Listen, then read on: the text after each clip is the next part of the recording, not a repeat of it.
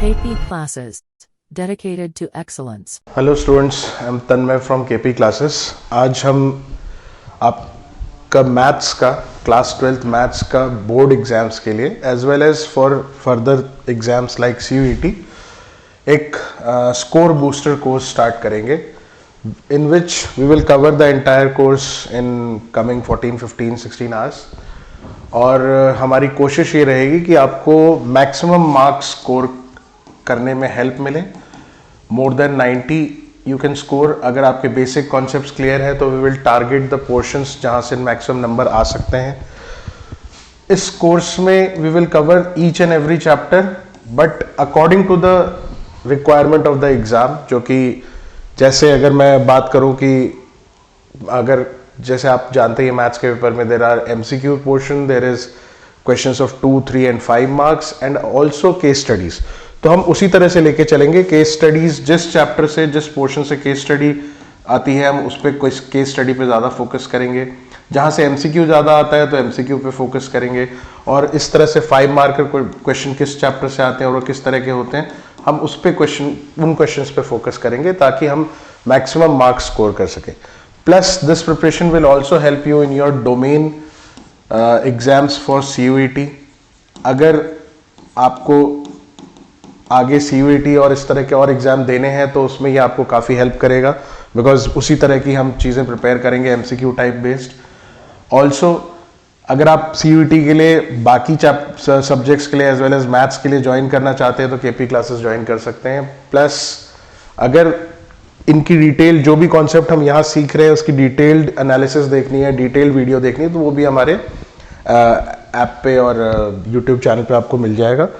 तो स्टार्ट करते हैं। आज हमारा ये कोर्स क्या है उससे पहले एक चीज़ मैं आपको और बता दूं कि आज का जो टॉपिक है दैट कवर्स यूनिट 1। यूनिट 1 में we know there are 2 chapters. Chapter 1 is relation and function, relation and function. और चैप्टर 2 में there is inverse trigonometry, inverse trigonometry. तो हम आज कोशिश करेंगे कि in coming 2 hours we complete all the necessary portions of these 2 chapters जो exam point of view से मोस्ट इंपॉर्टेंट है आपके लिए। ठीक है, तो इसमें पहले हम ये समझ लेते हैं कि बोर्ड एग्जाम का लेटेस्ट पैटर्न क्या कहता है इन दोनों चैप्टर को लेके। तो these 2 chapters are of 8 marks out of 80, जिसमें अगर हम नोटिस करें तो इस 8 मार्क्स में एक तो केस स्टडी है। केस स्टडी रहती है which is usually 4 marks and this is from relation and functions. जो पिछले कुछ सालों का पैटर्न है और इस बार के जो हमारे सैम्पल पेपर का भी पैटर्न है वो यही है कि एक केस स्टडी रिलेशन फंक्शन से है। Then there is a 2 marker from inverse trigonometry, inverse trigonometry and there are 2 MCQs which can be of from any of the 2 chapters, 1 marker MCQs, 2 1 marker MCQs। तो ये usual pattern है पिछले कुछ सालों से, plus इस साल सैम्पल पेपर का भी पैटर्न यही हम लेके चलेंगे। पहले we will cover with the case study first, case study के बाद फिर हम 2 मार्कर्स देखेंगे और फिर 1 मार्कर पे भी आएंगे। इसके लिए हम एक एक करके बोथ केस स्टडी और MCQ की चीज़ें देखने के बाद थोड़ा अगर हमें पास समय बचता है तो वी विल डील इन जो बिगर क्वेश्चंस, थोड़े कॉम्प्लेक्स क्वेश्चंस हैं दोनों चैप्टर से, in case we have time left तो उसको भी देख लेंगे। But this is a crash course, we will focus mostly on those parts which is most required to score the maximum marks. ठीक है, तो हम इसमें शुरुआत करते हैं। सबसे पहले केस स्टडी से ही लेके चलते हैं। केस स्टडी में आपको पता ही है कुछ क्वेश्चंस, कुछ सिनारियो गिवन होता है, उसके बेसिस पे हमें आंसर करना होता है और उसी के कुछ सॉल्व करते वक्त हम कुछ कॉन्सेप्ट्स भी देख लेंगे। तो शुरुआत करते हैं पहली केस स्टडी से। ये वाली केस स्टडी इस साल के सैंपल पेपर में है। इसको मैं थोड़ा बड़ा कर दूं। ये this case study is in this year sample paper. अगर आप ध्यान से पढ़ें तो क्वेश्चन कह रहा है कि एक सिटी का ट्रैफिक मैनेजमेंट डिपार्टमेंट के बारे में बता रहा है और बहुत सारे ट्रैफिक सिग्नल्स बनाए हुए हैं फिगर में, A B C D E F, F नहीं है, A B C D and E, there are 5 signals. और फिर इसके बारे में ये कहा है कि traffic flows from A to B, जो ट्रैफिक फ्लो है that is from A to B and A to C and A to D, ठीक है, A to B, A to C and A to D, A to B,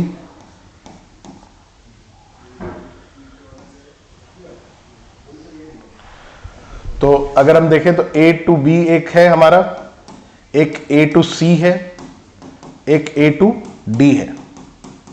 फिर दूसरा flow है B to C, B to E, and third flow is C to E, और fourth है हमारा D to E and D to C. तो अगर हम देखें तो this is how the traffic is flowing in the city. और इसमें डिपार्टमेंट ने जब एनालाइज किया तो कुछ क्वेश्चंस रिगार्डिंग जो एनालिसिस है उस पर दिया हुआ है कि is the traffic flow reflexive, reflexive पूछ रहा है। रिफ्लेक्सिव की डेफिनेशन वी ऑलरेडी नो कि ए प्रेजेंट होना चाहिए रिलेशन में ना, if the relation is defined from A B then AA must also be present in the relation, ठीक है। तो क्या इसमें ऐसा कहीं है कि AA प्रेजेंट हो तो AA या BB या CC कोई भी प्रेजेंट नहीं है, मतलब कि हर एक ट्रैफिक सिग्नल अपने आप से वापस नहीं मीट कर रहा है, कोई सर्कुलर पैटर्न नहीं है कि A से वापस ट्रैफिक वापस A पे आ जाए या B से ट्रैफिक कहीं से घूम के वापस B पे आ जाए, तो इस तरह से कोई कनेक्शन नहीं है, सिंगल फ्लो है। तो this is not a reflexive relation, clearly it is not a reflexive relation. तो फर्स्ट जो आंसर था कि भाई ये ट्रैफिक फ्लो रिफ्लेक्सिव है कि नहीं, तो बेसिक डेफिनेशन हमें पता ही है कि भाई A should belong to the relation which is not present in this given scenario, तो ये रिफ्लेक्सिव नहीं है, ठीक है। Now second part, is the traffic flow transitive. Now we already know the definition of transitive. Transitive का definition क्या है कि ए बी अगर बिलोंग करता है रिलेशन में, transitive, what is the definition for transitive, कि A B, if A B belongs to the relation and B C belongs to the relation, ये दोनों होने चाहिए, तब क्या ए सी भी रिलेशन को बिलोंग करता है। अगर ये दो कंडीशन के होने पे ये तीसरी कंडीशन एग्जिस्ट करे, फर्स्ट रिक्वायरमेंट की पहले दो कंडीशन होनी चाहिए, अगर ये दोनों हैं तो क्या तीसरी कंडीशन भी एग्जिस्ट करती है, अगर ऐसा है तो we will say the relation is transitive. तो अगर देखें हम कोई ऐसा भी एग्जांपल मिल गया कि जहां एक भी मिल गया कि जहां ये नहीं हो रहा है, तो will say it is not transitive, जो कि क्लियरली अगर आप नोटिस करो तो ए टू बी रिलेशन है, then there is a relation from B to E, but there is no relation from A to E, so we will say it is not transitive. इसी example से we can say A B belongs to the relation, BE belongs to the relation, but AE does not belong to the relation. AE does not belong to the relation. Therefore, we will say कि it is not transitive. ये transitive relation नहीं है ना। transitive होने के लिए आपको तीनों चीजें होनी चाहिए, पहली दो चीजें एग्जिस्ट करती है तो तीसरी चीज होनी चाहिए, जो कि यहां पे नहीं हो रही। एक भी एग्जांपल मिल गया तो it is more than enough to show कि रिलेशन ट्रांजिटिव नहीं है।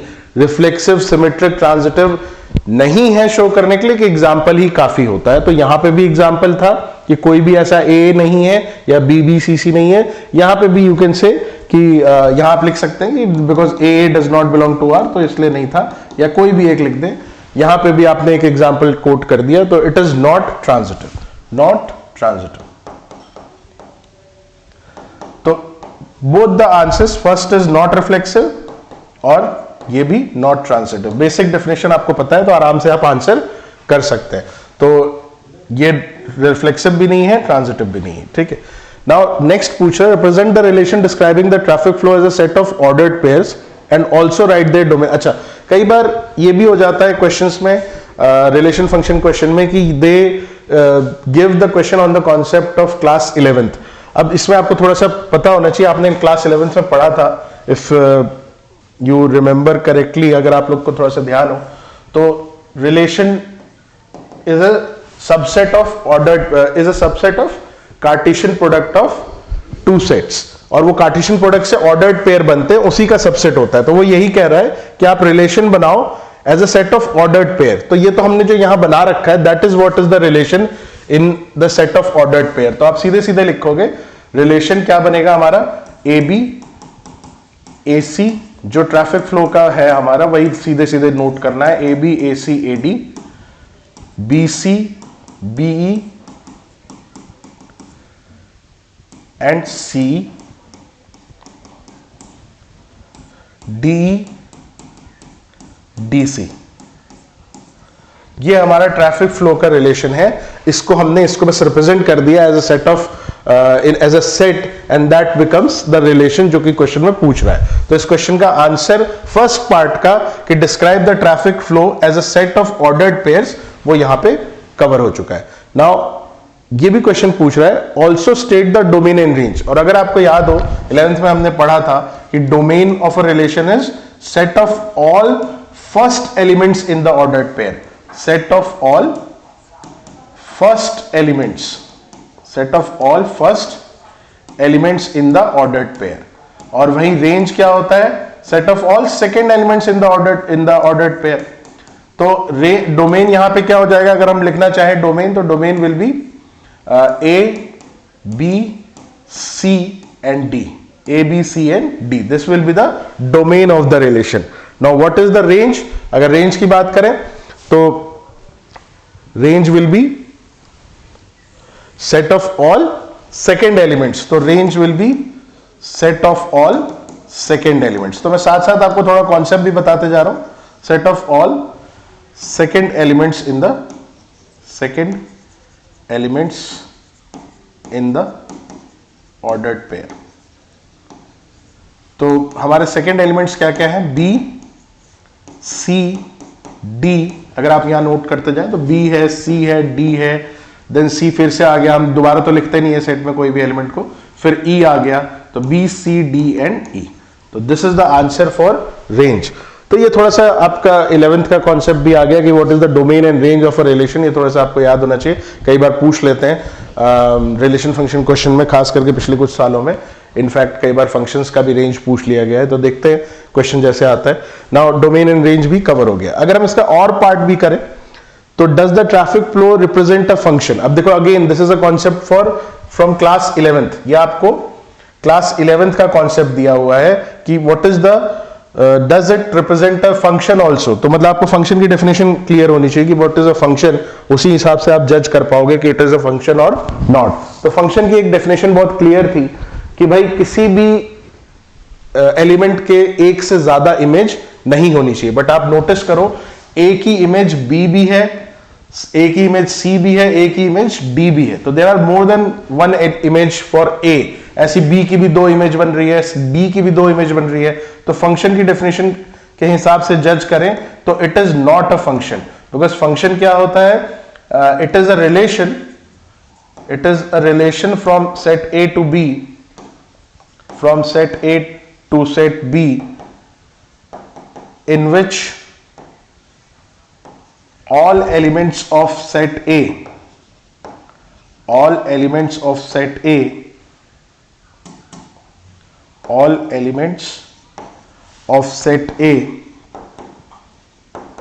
have one and only one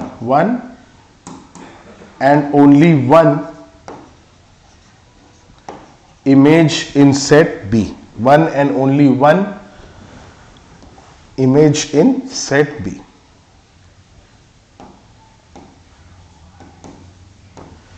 one and only one image in set B, which is not happening here in this particular case। बहुत सारे example आप लिख सकते हो कि सिंस A आपका B से भी लिंक्ड है, A का B भी इमेज है, C भी इमेज है, और अगर हम देखें तो B, C, D है ना, तीनों ही इमेज थी ए के, तो ए के तीनों ही इमेज थे बी, सी और डी। तो this will not be a function. ठीक है, तो ये हमारा नेक्स्ट जो लास्ट ये था, इसका भी आंसर है कि it is not a function, not a function. ठीक है, तो जो हमने अभी सवाल देखा ये बहुत अच्छा सवाल है। It covers the concept of relations from class 12th, but problem ये है कि it has concept from class 11th also. 12th का भी है, 11th का भी है, तो थोड़ा आपको पूरा जानना पड़ेगा। तो this was the question which has come in this year's sample paper. Now coming to the next question, अगर हम अगले केस स्टडी की बात करें,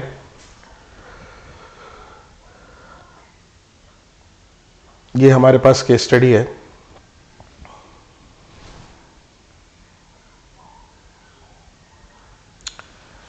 ठीक है, तो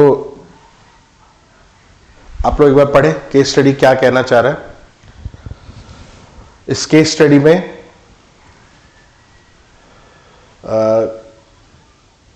बहुत सिंपल केस स्टडी, कोई बहुत मुश्किल केस स्टडी नहीं है, बट वही है, एक बार आप पढ़ ले तो इसको डिस्कस करते हैं। और ये केस स्टडी भी लास्ट ईयर बोर्ड एग्जाम में आया हुआ है, तो देखते हैं किस तरह का था। कह रहा है कि a classroom teacher is keen to assess the learning of a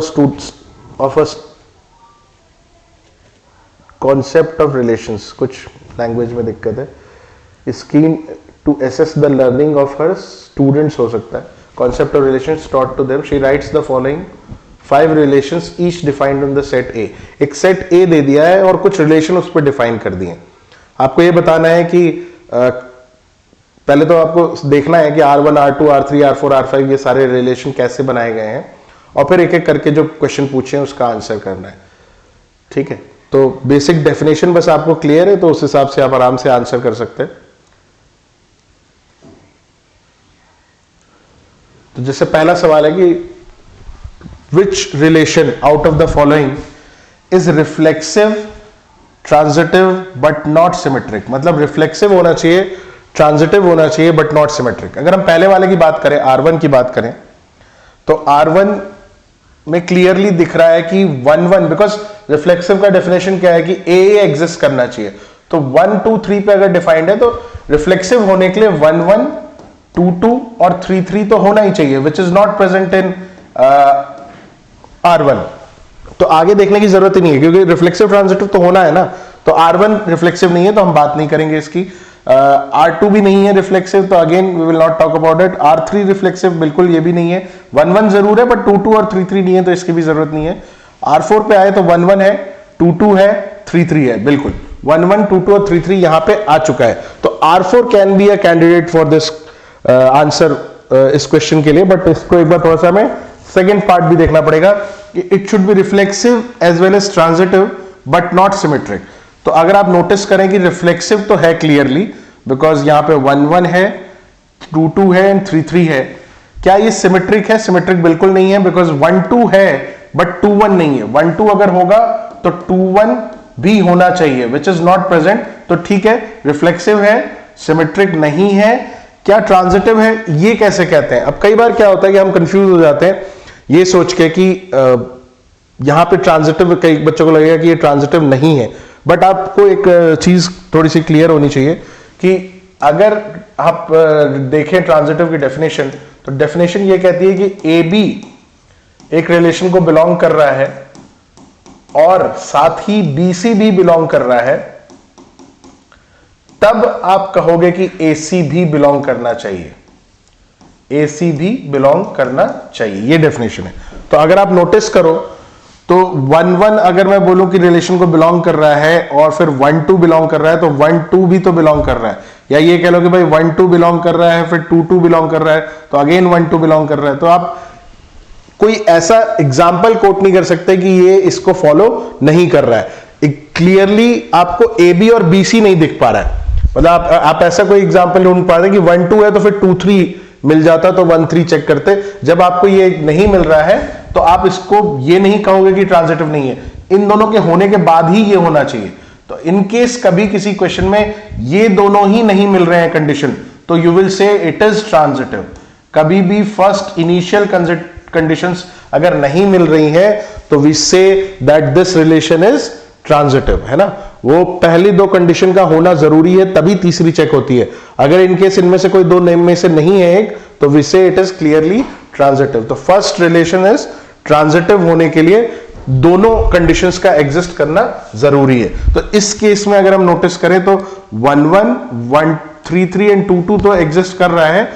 1 2 जो है ये आपको 2 1 ना होने की वजह से सिमेट्रिक नहीं होने दे रहा है, बट क्योंकि सेकेंड कंडीशन आप कह सकते हो कि एग्जिस्ट नहीं करती है तो ये ट्रांजिटिव होगा। या ये कह सकते हो कि सेकेंड कंडीशन में ऐसे देख लूं कि भाई 1 1 है, 1 2 है तो 1 2 भी है, या 1 2 है 2 2 है तो भी 1 2 है। तो इन एनी केस ये ट्रांजिटिव है। तो R4 is a candidate for this answer. R4 इसका एक आंसर बिल्कुल हो सकता है। बट एक बार R5 भी चेक करें, क्या इसमें 1 1 है? बिल्कुल है। क्या इसमें 2 2 है? ये भी है। 3 3 भी है। तो इस रिफ्लेक्सिव तो जरूर है। लेकिन यहां पे 1 2 के बाद 2 1 भी है, यानी सिमेट्रिक भी है। 2 3 के बाद 3 2 भी है, यानी सिमेट्रिक भी है। तो ये तो सिमेट्रिक हो रहा है, तो इसमें हम ट्रांजिटिव चेक करने की जरूरत नहीं है, हमें नॉट सिमेट्रिक चाहिए था। तो there is only one candidate, that is R4। तो इसका पर्टिकुलर का आंसर क्या है? फर्स्ट पार्ट का आंसर है R4। फर्स्ट पार्ट का आंसर है R4। ठीक है, तो वहां रिफ्लेक्सिव है, ट्रांजिटिव है, पर सिमेट्रिक नहीं है। Now second part of the question कह रहा है कि which relation is reflexive and symmetric but not transitive. Reflexive और सिमेट्रिक होना चाहिए और ट्रांजिटिव नहीं होना चाहिए। अब ये बहुत आप आराम से सोच सकते हैं, बिकॉज रिफ्लेक्सिव तो हमने पहले ही कट कर लिया कि भाई ये 3 तो रिफ्लेक्सिव है ही नहीं। रिफ्लेक्सिव है ही कौन सा? आपका 4th और 5th रिलेशन रिफ्लेक्सिव है, 4th एंड 5th। तो रिफ्लेक्सिव तो ये दोनों हो गए। इसमें सिमेट्रिक भी होना चाहिए, तो यहां हमने पहले ही देखा था कि ये सिमेट्रिक भी नहीं है R4। तो एक ही बचता है R5, जो कि रिफ्लेक्सिव और सिमेट्रिक दोनों है। बट बस यही चेक करना रह गया कि ये ट्रांजिटिव है कि नहीं। तो अभी हमने जैसे बात की थी, तो 1 2 है, 2 3 है, तो क्या 1 3 है? इसमें नहीं है, therefore it is not transitive. तो ये क्लियरली कौन सा है? R5। हमें ट्रांजिटिव नहीं चाहिए था। तो आप नोटिस करोगे कि 1 2 है ना। ट्रांजिटिव होने के लिए क्या कंडीशन है? 1 2, फिर उसके अगला 2 3। तो हमें 1 3 भी इसमें होना चाहिए था, विच इज नॉट प्रेजेंट। 1 3 इसमें है नहीं कहीं पे भी। तो हम कह सकते हैं 1 2 तो बिलोंग करता है R को, 1 2 और 2 3 दोनों बिलोंग करता है R को, बट 1 3 बिलोंग नहीं करता है। इस वजह से इट इज नॉट ट्रांजिटिव, यानी ये रिलेशन रिफ्लेक्सिव एंड सिमेट्रिक है बट नॉट ट्रांजिटिव है। तो पहले का आंसर R4 और दूसरे का आंसर R5। क्लियर? तो दिस वाज द क्वेश्चन। अच्छा, इसमें क्वेश्चन में कुछ और भी पार्ट है, वो भी देख लेते हैं। इस क्वेश्चन में इतना ही नहीं है, थोड़े से और पार्ट हैं। अगर हम इसे देखें तो 1 2 और पार्ट बचे हैं, उसको भी कर लेते हैं।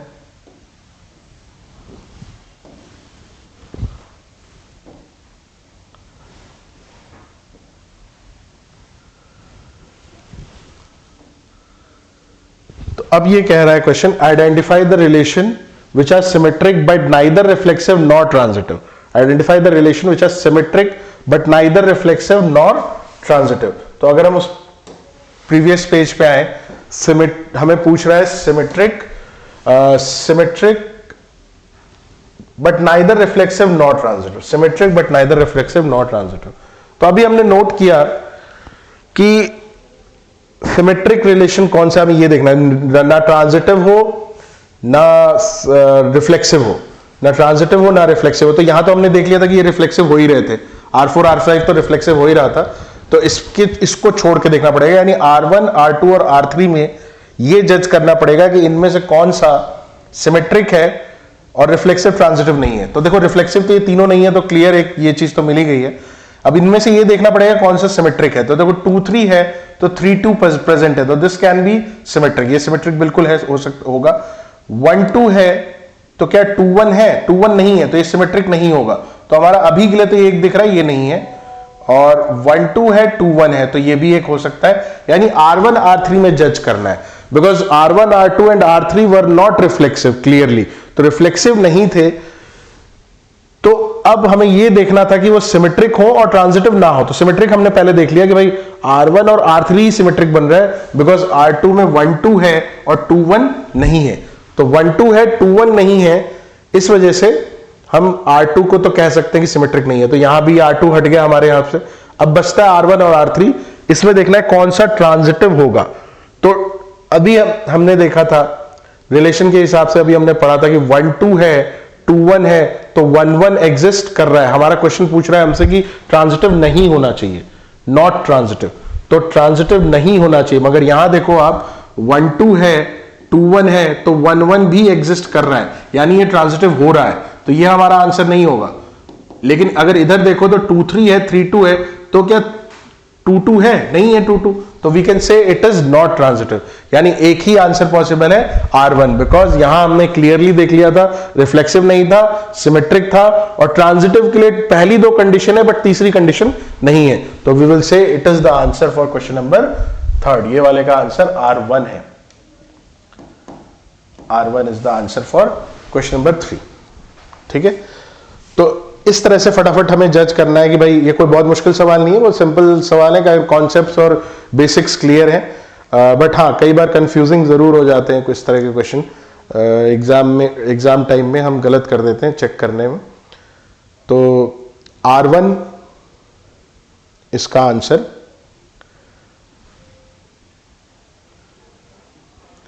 ठीक है, R1 हमारा इसका आंसर होगा। अच्छा, एक बात और अगर हम चेक करें, R2 तो हमने क्लियरली रिजेक्ट कर दिया था because it was not symmetric. हमारे R1 और R3 दो कैंडिडेट थे, तो अगर इसके हिसाब से देखें तो एक दिक्कत और है।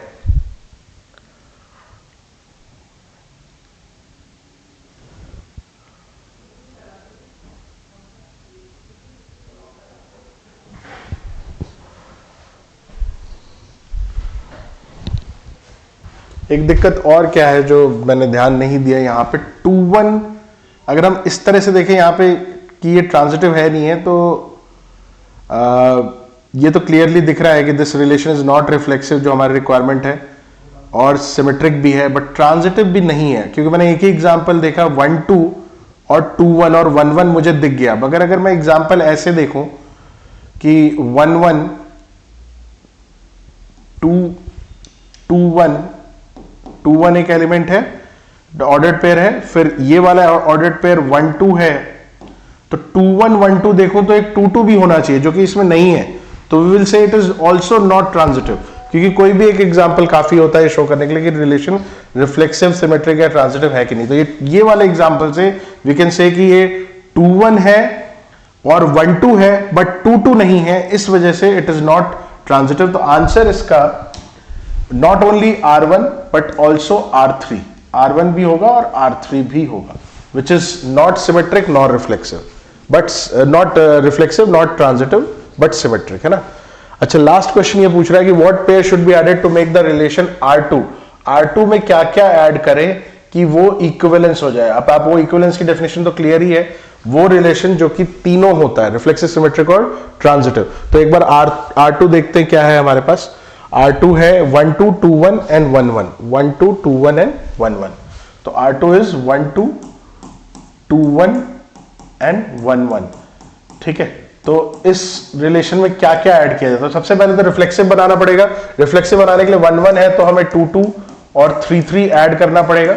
ये हमने नया ऐड किया है, 2-2 और 3-3, this is the new addition. फिर और क्या क्या ऐड करना पड़ेगा? अच्छा, सिमेट्रिक भी बनाना पड़ेगा, तो सिमेट्रिक के लिए 1-2 है, 2-1 है, ठीक है। तो एक आपको, क्योंकि यहां पे 3 भी आ गया है अब, तो 2-3 ऐड करोगे तो एक 3-2 ऐड करना पड़ेगा, और फिर एक 1-3 ऐड करोगे तो 3-1 ऐड करना पड़ेगा, बिकॉज 1-2-3 तीन एलिमेंट थे सेट में, तो ये हमें ऐड करना पड़ेगा। और अगर अब इसके बाद देखें कि क्या अब ये सिमेट्रिक हो चुका है, तो हाँ, 2-3-3-2, 1-3-3-1 एज वेल एज 1-2-2-1 है प्रेजेंट यहाँ पे, तो यही हमें चाहिए। तो ये भी हमारे न्यू एडिशंस है, 2-3-3-2, 1-3 एंड 3-1।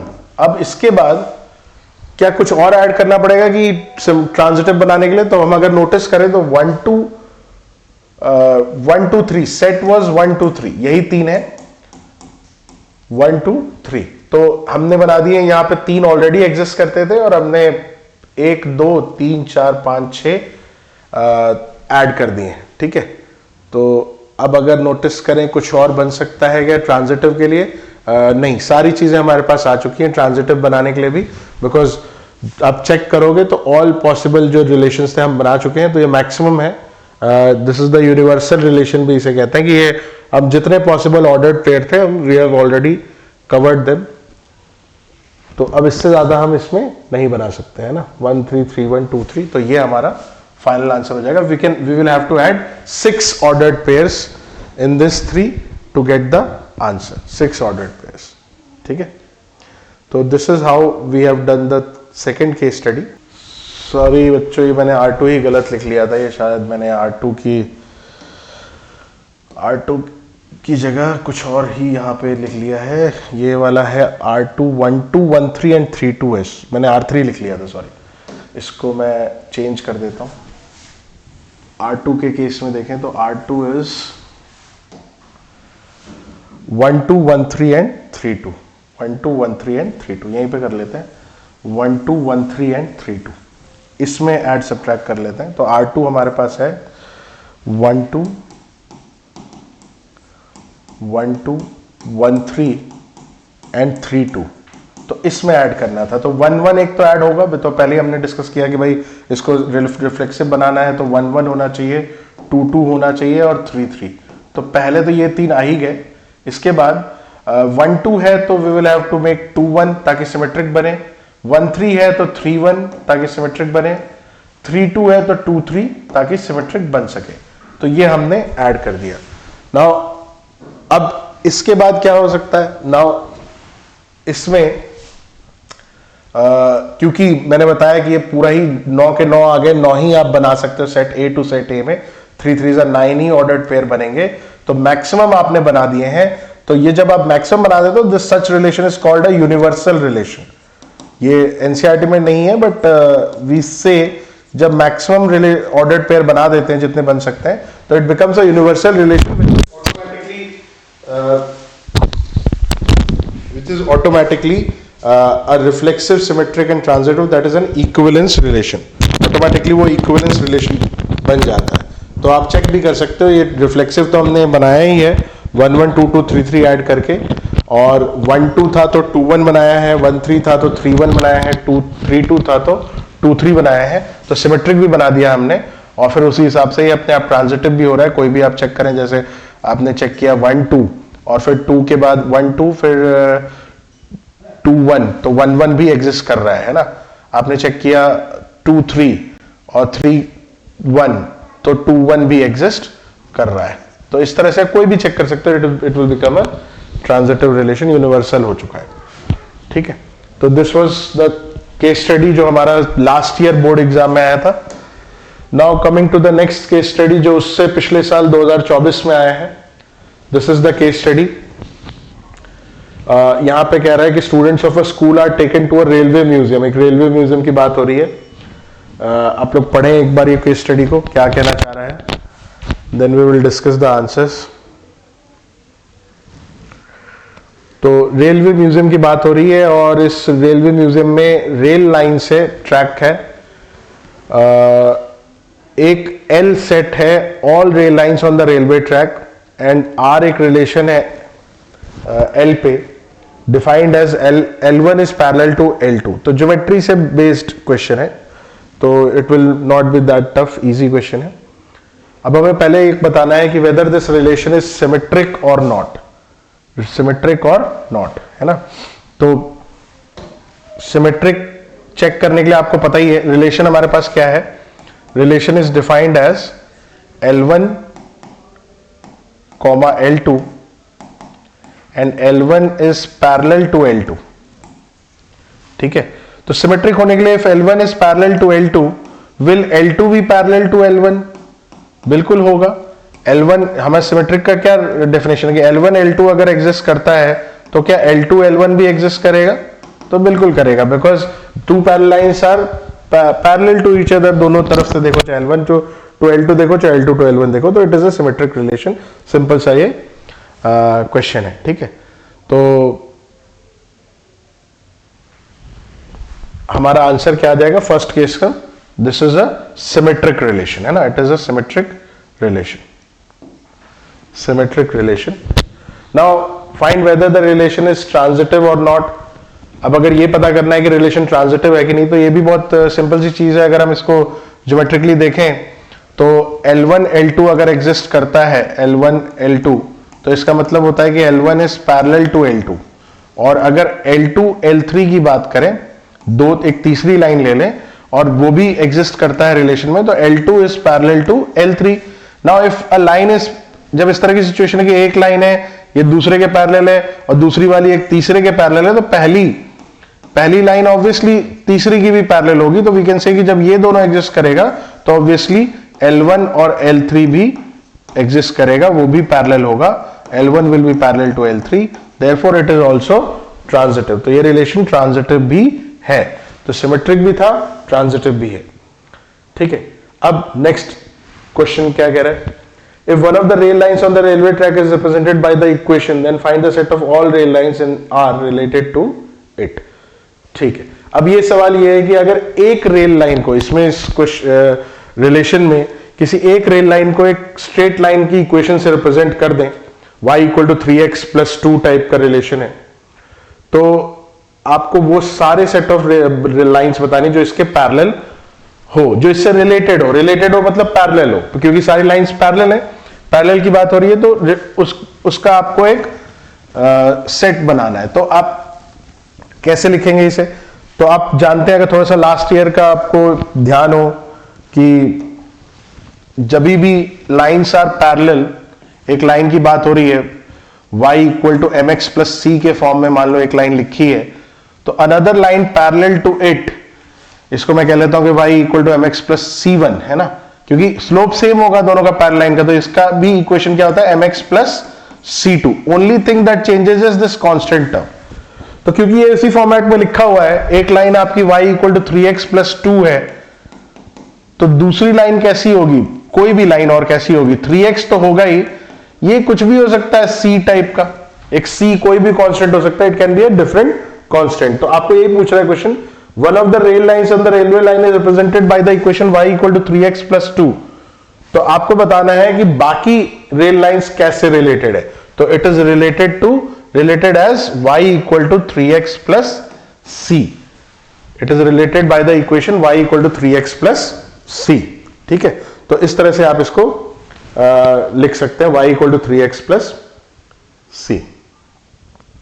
नाउ लास्ट पार्ट कह रहा है, तो थोड़ा सा मतलब स्ट्रेट लाइन का कॉन्सेप्ट आ गया फ्रॉम क्लास 11th। अब सेकेंड पार्ट जो और में लिखा है उसको देख लेते हैं क्या कर रहा है। If L1 is perpendicular to L2, तो हमें चेक करना है कि ये सिमेट्रिक एंड ट्रांजिटिव है कि नहीं है। ठीक है, अब परपेंडिकुलर का केस आ गया। अगर ये रिलेशन इस तरह से डिफाइंड हो जाए कि L1 L2 is such that L1 is perpendicular to L2, तो सिमेट्री के केस में हम जानते हैं if L1 L2 belongs to R, तो L2 L1 भी बिलोंग करना चाहिए। मतलब अगर L1 परपेंडिकुलर है L2 के, तो क्या L2 परपेंडिकुलर है L1 के? क्या ऐसा हो रहा है? तो ऑब्वियस सी बात है, एक लाइन दूसरे के परपेंडिकुलर है तो दूसरी वाली पहले के परपेंडिकुलर है ना, इस तरह से तो हम कह ही सकते हैं। तो therefore it is clearly symmetric, है ना, तो ये सिमेट्रिक हो जाएगा। This is a symmetric relation. Now transitive की बात करें, ट्रांजिटिव में होगा कि भाई L1 L2 के परपेंडिकुलर है और L2 L3 के परपेंडिकुलर है ना, L1 L2 के परपेंडिकुलर है और L2 L3 के परपेंडिकुलर है। L2 is perpendicular to L3, L2 is perpendicular to L3, तो क्या कैन वी से कि L1 is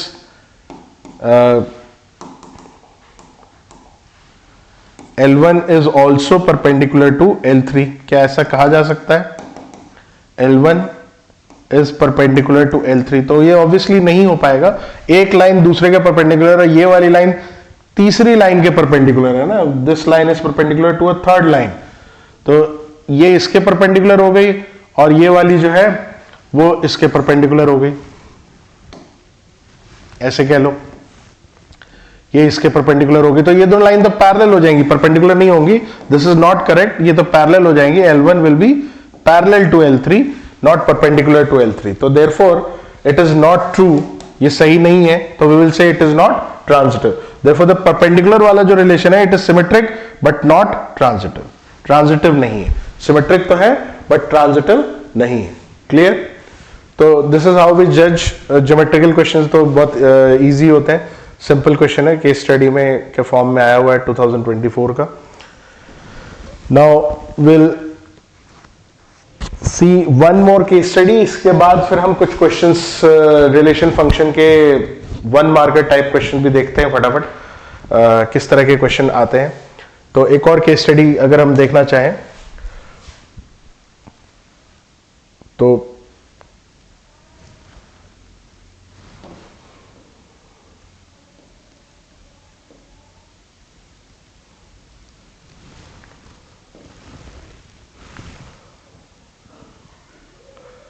तो ये भी 2025 का एक सेट में क्वेश्चन रहा होगा।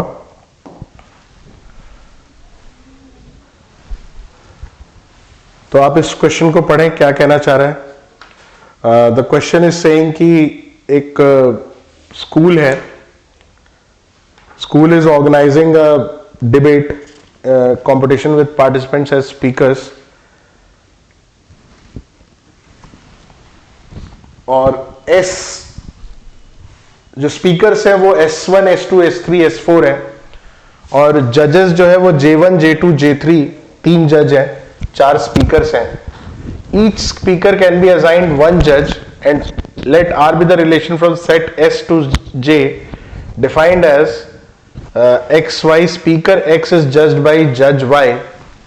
ठीक है, तो आपको ये बताना है how many relations, how many functions, इस तरह की चीजें इसमें हमें आंसर करनी है। ठीक है, तो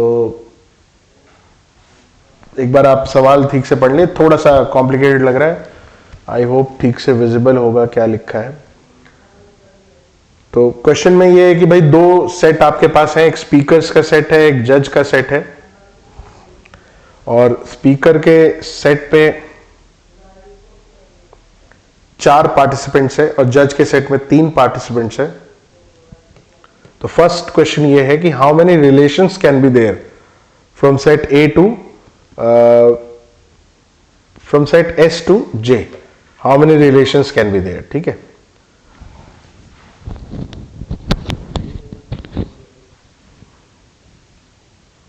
तो इसके लिए आपको मैं थोड़ा सा एक कॉन्सेप्ट, बिकॉज ये इतना आपने हमारे एनसीईआरटी में भी नहीं है, और ये सब चीजें कई बार पूछ लेते बोर्ड एग्जाम में, और इम्पॉर्टेंट भी है फर्दर फॉर CUET वगैरह की भी पेपर में। तो आप थोड़ा सा ये एक नोट कर लें, मैंने एक जगह लिख दिया है पूरा, number of relations and number of functions. कई बार ये चीजें पूछ ली जाती हैं कि अगर सेट A to A आपका क्वेश्चन गिवन है, relation is defined from set A to A में भी n एलिमेंट है, इफ यू अज्यूम कि A में भी A में n एलिमेंट्स है, तो कितने रिलेशन बनेंगे, तो it is 2 to the power n square. मान लो यही चीज A to B डिफाइंड है, तो A में जितने हैं B में जितने हैं, A में मान लेते हैं कि n है, B में m है, तो ये हो जाएगा 2 to the power n into m, 2 to the power n into m, because relation is a subset, relation is a subset of Cartesian product। तो Cartesian product में एलिमेंट्स कैसे होते हैं, n into m टाइप के होते हैं, n into m, इसलिए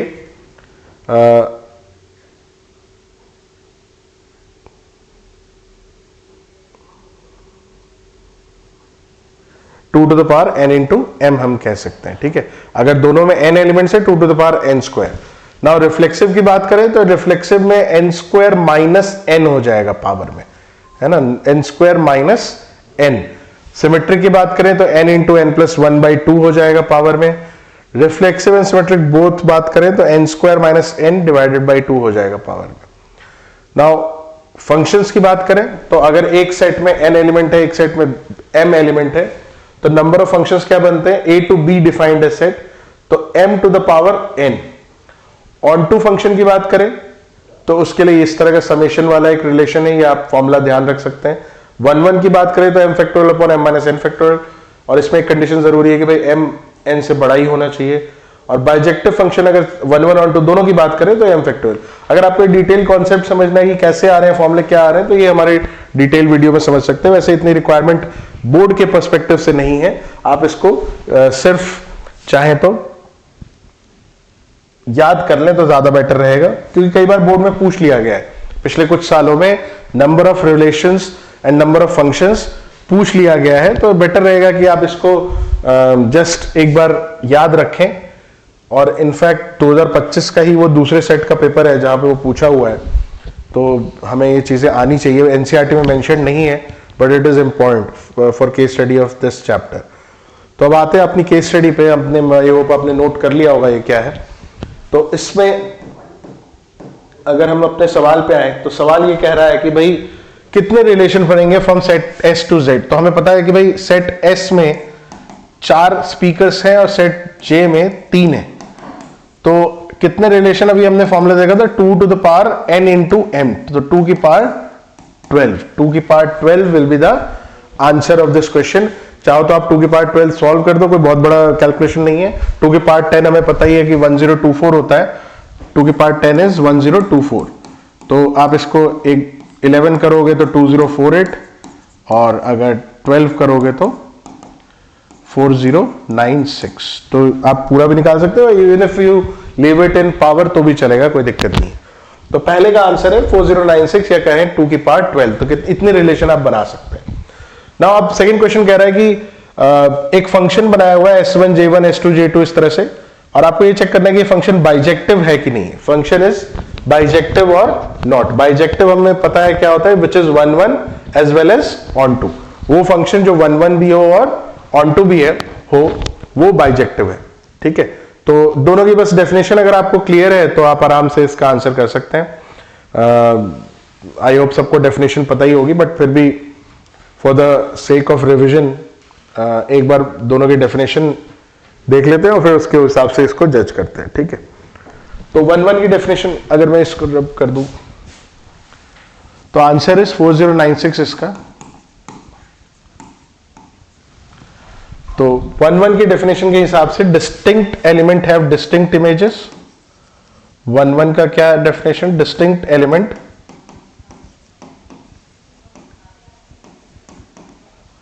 have distinct images।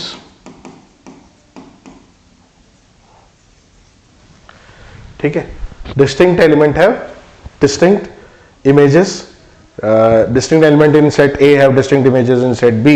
इस तरह से हम इसे 1 1 की डेफिनेशन कहते हैं। ठीक है, तो ऑन टू की डेफिनेशन क्या हो जाएगी, every element in set B must have some pre-image in set A।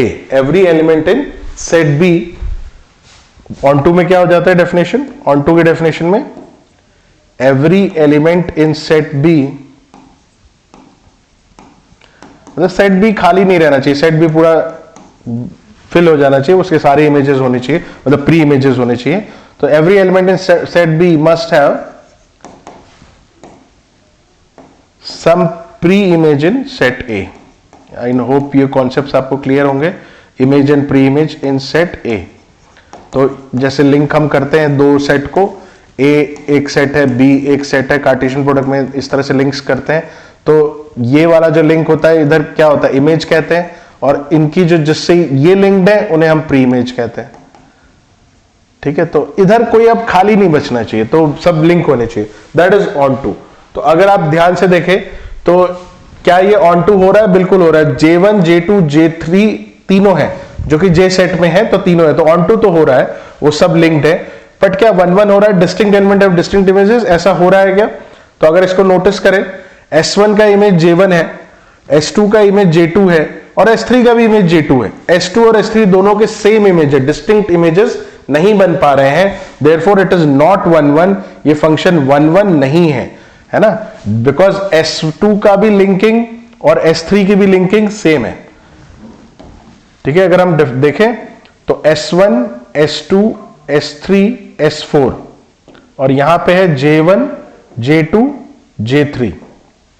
तो अगर देखें तो S1 तो J1 से लिंक्ड है, S2 जो है वो J2 से लिंक्ड है, और S3 जो है J2 से लिंक्ड है, और S4 जो है वो J3 से लिंक्ड है। तो क्योंकि इन दोनों की डिस्टिंक्ट इमेज नहीं है, देयरफॉर इट इज नॉट 1 1, और ये 1 1 नहीं है, इसलिए we will say it is not bijective. तो हमारा जो फंक्शन बनाया हुआ है that is not a bijective function. Now अब अगेन नंबर ऑफ फंक्शंस पे सवाल आ गया है, how many one functions can be there from set S to set J. तो we will have to go again to the formula जो हमने पढ़ा था कि नंबर ऑफ वन फंक्शन का क्या फॉर्मूला है, जो मैंने आपको यहां लिखवाया था। तो वन का फॉर्मूला ये है m factorial upon m minus n factorial. तो इसी फॉर्मूले को अप्लाई करें इस क्वेश्चन में। इस फॉर्मूले को अगर हम इस क्वेश्चन में अप्लाई करें तो एक बार आप लोग अप्लाई करें, क्या फॉर्मूला लगा के क्या आ रहा है आंसर। अच्छा, एक कंडीशन और थी उसमें, मैंने पहले भी बताया था, उसको आपने ध्यान नहीं दिया है। यहां पे अगर हम ध्यान दें तो एक कंडीशन है कि m should be greater than n, greater than equal to n। मगर आप नोटिस करो इस क्वेश्चन, इस पर्टिकुलर क्वेश्चन में ऐसा नहीं हो पा रहा है। m मतलब दूसरे वाले सेट में 3 ही एलिमेंट है, इसमें 3 है और इसमें 4 है। तो यहां पे इस जो m है वो ग्रेटर नहीं है, स्मॉल हो चुका है n से, देयरफॉर कोई भी एलिमेंट इसमें वन फंक्शन नहीं बन पाएगा। तो how many one function, it is 0, answer will be 0, क्योंकि कंडीशन मीट आउट नहीं हो रही है। n m से छोटा, n जो है वो m से बड़ा है। यहां मैंने साइन गलत लगा दिया, n जो है वो m से बड़ा है, जबकि m should be greater than equal to n। ये तभी हो पाएगा ना, अगर ये ज्यादा नहीं होंगे तो फिर डिस्टिंक्ट इमेजेस बनेंगी ही नहीं। इनको ज्यादा होना पड़ेगा तभी डिस्टिंक्ट इमेजेस होंगी, या एटलीस्ट दोनों को बराबर तो होना ही पड़ेगा। यहां 4 है, यहां 4 है, तो चांस है कि सबकी डिस्टिंक्ट इमेजेस बन जाए। लेकिन अगर इस तरफ 3 ही है तो डिस्टिंक्ट इमेजेस बनने का चांस ही नहीं है। तो यहां कम से कम 4 होते तो इन चारों की अलग अलग इमेज होती, या यहां 4 से ज्यादा होते तो हो सकता है 1-2 खाली रह जाते। वो ऑन टू फिर नहीं होते, वो अलग बात है, बट वन होने के लिए एक कंडीशन मिनिमम रिक्वायर्ड है कि यहां वाली चीज कोई भी खाली ना बचे या इधर वाली चीज इससे कम ना हो। तो दैट इज हाउ वी से कि कोई भी वन फंक्शन इसमें नहीं बन पाएगा। अच्छा, नेक्स्ट एक और में दिया हुआ है कि another student considers a relation R1 S1 S2 S2 4 in S। आपको ये बताना है कितने ऑर्डर्ड पेयर आप ऐड कर सकते हैं कि ये रिलेशन रिफ्लेक्सिव हो जाए बट सिमेट्रिक ना हो। अच्छा, रिलेशन रिफ्लेक्सिव हो जाए बट सिमेट्रिक ना हो, तो इसके लिए हम क्या करेंगे, रिफ्लेक्सिव हो जाए बट सिमेट्रिक ना हो। तो हमें पता है कि क्योंकि relation is defined in set S में डिफाइंड है, और S में क्या क्या था, S में 4 थे, S1 S2 S3 and S4।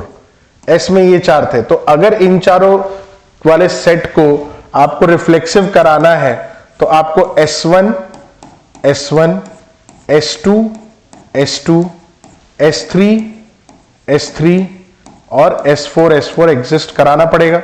यानी मिनिमम रिक्वायरमेंट तो ये है कि S1 S2 S1 S1 S2 S2 S3 S3 and S4 भी एग्जिस्ट करे इसके अंदर, है ना। तो ये चीज तो यहां पे ऑर्डर्ड पेयर में मेरे ख्याल से ये चीज हमें ऐड करनी पड़ेगी, क्योंकि एक S1 S2 है, ये वाला ऑलरेडी एग्जिस्ट नहीं, कोई भी नहीं है, इन चारों में से कोई भी नहीं है।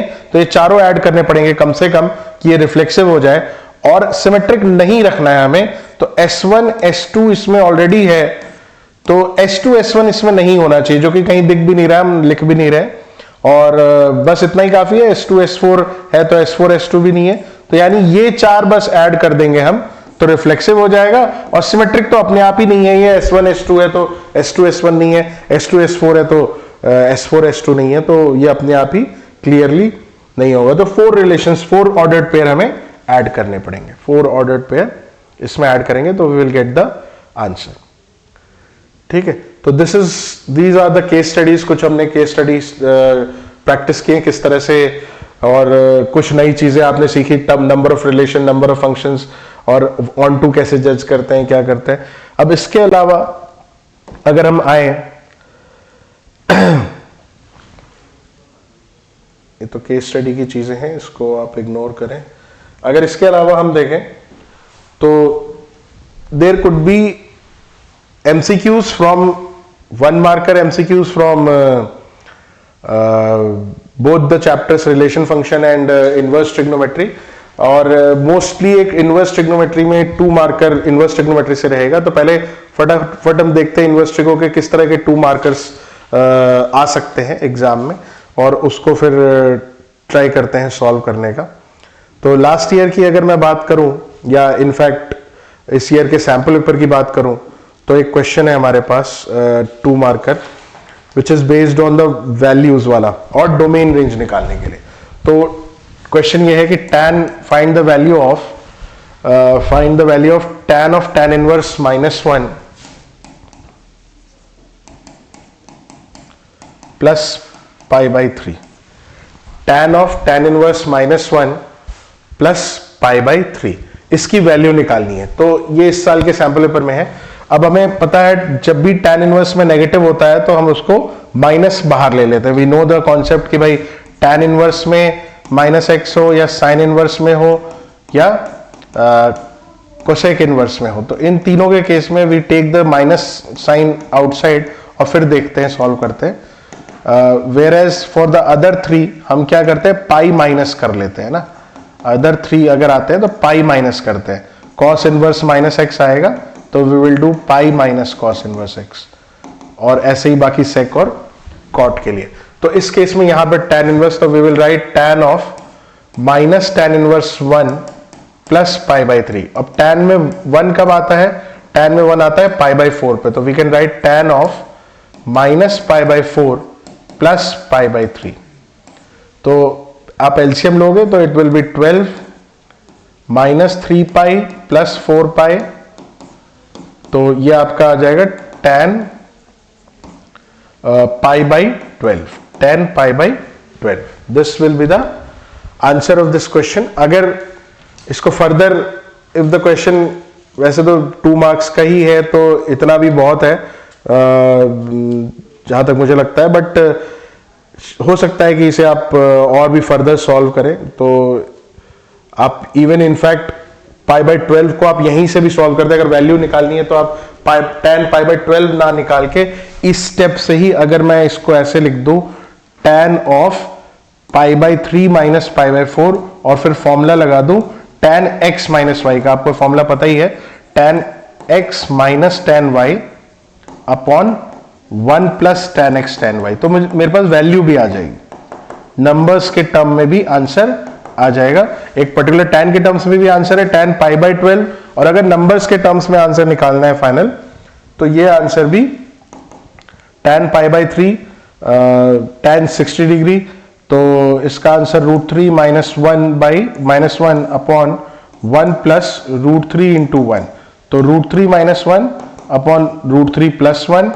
ज्यादा से ज्यादा इसे रैशनलाइज भी कर सकते हो अगर करना है तो ये आपका आ जाएगा √3 - 1 का होल स्क्वायर और अपॉन √3² - 1 स्क्वायर, तो √3 - 1 का होल स्क्वायर अपॉन √3 का स्क्वायर माइनस 1 स्क्वायर, तो 3 + 1 - 2 √3 अपॉन 3 + 1 यानी 4। तो 4 2 कॉमन लेके कैंसिल कर सकते हो, 4 - 2 √3/4, तो 2 - √3/2, 2 - √3/2। You can take, you can find this value. ये वैल्यू भी आप निकाल सकते हैं। एक मिनट मैंने यहाँ पे ध्यान नहीं दिया, √3 - 1 2 आएगा, 2 आएगा, 2 और ये कट जाएगा तो ये सिर्फ 2 - √3 आएगा। Only 2 - √3 will be the answer of this question. ठीक है, तो आप इसको पूरा ऐसे वैल्यू भी निकाल सकते हैं और tan π/12 तक भी छोड़ सकते हैं। बेटर तो रहेगा कि आप वैल्यू ही निकाल दें, वो ज्यादा बेटर रहेगा। इसके अलावा एक क्वेश्चन पूछा हुआ है और में ही, इसी चीज में और में एक सवाल है cos इनवर्स, इसी क्वेश्चन का और में डोमेन रेंज निकालने वाले सवाल आ जाते हैं आजकल। इनवर्स ट्रिग्नोमेट्री के डोमेन रेंज के क्वेश्चंस आ जाते हैं, तो वो भी हमें आने चाहिए बिल्कुल। जैसे डोमेन पूछा हुआ है, what is the domain of cos inverse 3x - 2। एक मिनट में चेक कर लेता हूं क्वेश्चन। cos इनवर्स, हाँ बिल्कुल यही सवाल है, cos इनवर्स 3x - 2। डोमेन पता करना है, व्हाट इज द डोमेन। हम जानते हैं domain is the value of this x, ये वेरिएबल इसकी वैल्यू।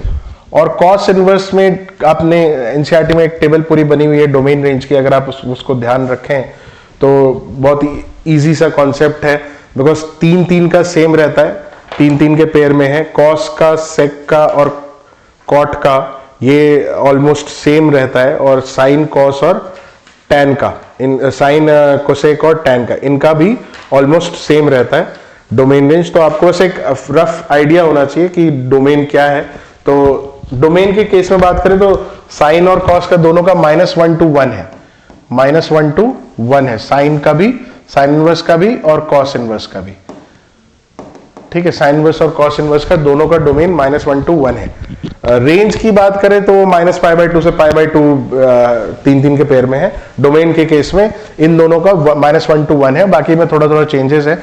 तो कॉस इनवर्स के बारे में पूछ रहा है तो फिर इस केस में हम क्या लिखेंगे, वी कैन राइट कि भाई डोमेन निकालना यानी एक्स की वैल्यू निकालनी। एक्स की वैल्यू निकालने के लिए वी नो कि ये डेफिनेशन के हिसाब से डोमेन कॉस इनवर्स का इसके ये होना चाहिए। तो यानी इस पूरे की वैल्यू वी कैन से कि ये 3x - 2 should be between 1 to -1। अब आपको इससे x तक आना है तो सीधे सीधे पहले -2 हटाओ, उसके लिए आप you can add 2 both sides, तो -1 + 2 और ये 3x - 2 में भी +2 करोगे और यहां भी 1 + 2 हो जाएगा। तो ये आपका आ जाएगा 1 और ये हो जाएगा 3x और ये हो जाएगा 3। नाउ यहां से 3 हटाना है तो मैं 3 से डिवाइड कर देता हूं, तो 1/3 और x और 1। बस ये ध्यान रखना कभी नेगेटिव से डिवाइड करोगे तो आपने कॉन्सेप्ट सीखा है इनइक्वालिटी रिवर्स हो जाती है, तो उसका भी ध्यान रखना। बट यहां तो पॉजिटिव से डिवाइड किया है तो कोई दिक्कत नहीं है। Final answer is domain is x belongs to 1/3 to 1, 1/3 to 1। तो इसका डोमेन आ जाएगा 1/3 to 1। ठीक है, तो इस तरह से हम डोमेन रेंज निकालते हैं सवालों में। 2 मार्कर क्वेश्चंस इस बार के सैंपल पेपर में इस तरह से पूछा हुआ है ना। अगर मैं डिस्कस करूं कि लास्ट ईयर किस तरह से क्वेश्चन आए या उससे पहले किस तरह के क्वेश्चन आए हैं, तो इसी तरह के 1-2 मार्कर में क्वेश्चंस हैं। एक और क्वेश्चन हम टेकअप करते हैं।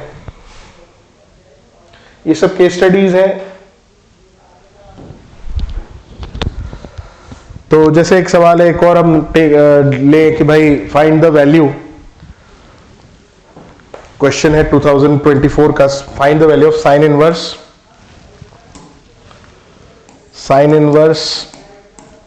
Sign 13π/6 plus cos inverse cos π/3 plus tan inverse √3। ये एक सवाल आया हुआ है आपका 2024 में, tan इनवर्स √3। ठीक है, तो इस सवाल में भी सेम कॉन्सेप्ट हम जानते हैं। Sine inverse of sine x क्या होता है, x होता है। Sine inverse of sine x is x, तो ये कैंसिल आउट हो रहा है provided this value is in the domain of that particular function. तो साइन इनवर्स का डोमेन में उसकी वैल्यू आनी चाहिए या उसी के अंदर रहना चाहिए, तभी हम डायरेक्ट कट कर सकते हैं, अदरवाइज नहीं कट कर पाएंगे।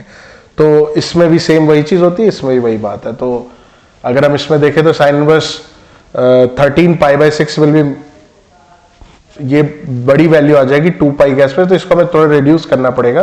तो हम लिखेंगे sine inverse, we can write sine of pi, और यहाँ π/6, ये जो 11th में हमने सीखा था इसे ब्रेक करना, तो यहाँ आपका 2 आ जाएगा और यहाँ +1, तो 2π + 1, तो 12 + 1 13 हो जाएगा।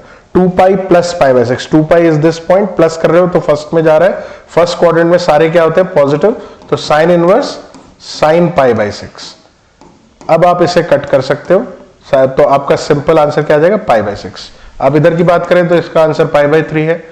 tan इनवर्स में √3 कब आता है, जब साइन में आता है, यानी कि π/3 के केस में, π/3 के केस में। तो π/6 plus π/3 plus π/3, you can say 2π/3, तो ये आपका 4π/6, तो फाइनल आंसर क्या हो जाएगा, 5π/6। तो इसका आंसर आ जाएगा 5π/6। ठीक है, तो this is how we solve such questions. बस उसको उसके रेंज में लाके और आंसर करना है, डोमेन में लाके। ठीक है, इसमें कोई मुश्किल है नहीं। अब एक सवाल और डोमेन रेंज का देख लेते हैं। डोमेन और दोनों पूछा हुआ है, बिकॉज इस क्वेश्चन में ये 2024 का ही सवाल है, जिसमें फंक्शन का domain as well as range both is being asked. तो दोनों एक बार देख लेते हैं, what is, how do we solve domain as well as range of questions.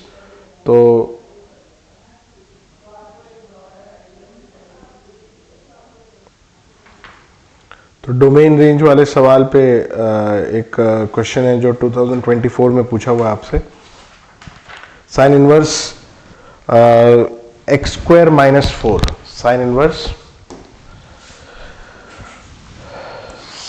Inverse x square minus 4 इस फंक्शन का domain as well as range. Sine inverse x square minus 4 का domain as well as range. थोड़ा सा सवाल थोड़ा सा difficult है but इतना कोई मुश्किल नहीं है। सेम कॉन्सेप्ट से अगर डोमेन निकालने की शुरुआत करें तो सेम तरीके से हमें चलना है जैसे हमने पिछले सवाल में देखा था कि डोमेन के लिए -1 to 1 हमें इसको रखना पड़ेगा। तो डोमेन के कॉन्सेप्ट के लिए वही रखेंगे, बस थोड़ा सा इनइक्वालिटी का सोल्यूशन थोड़ा मुश्किल है।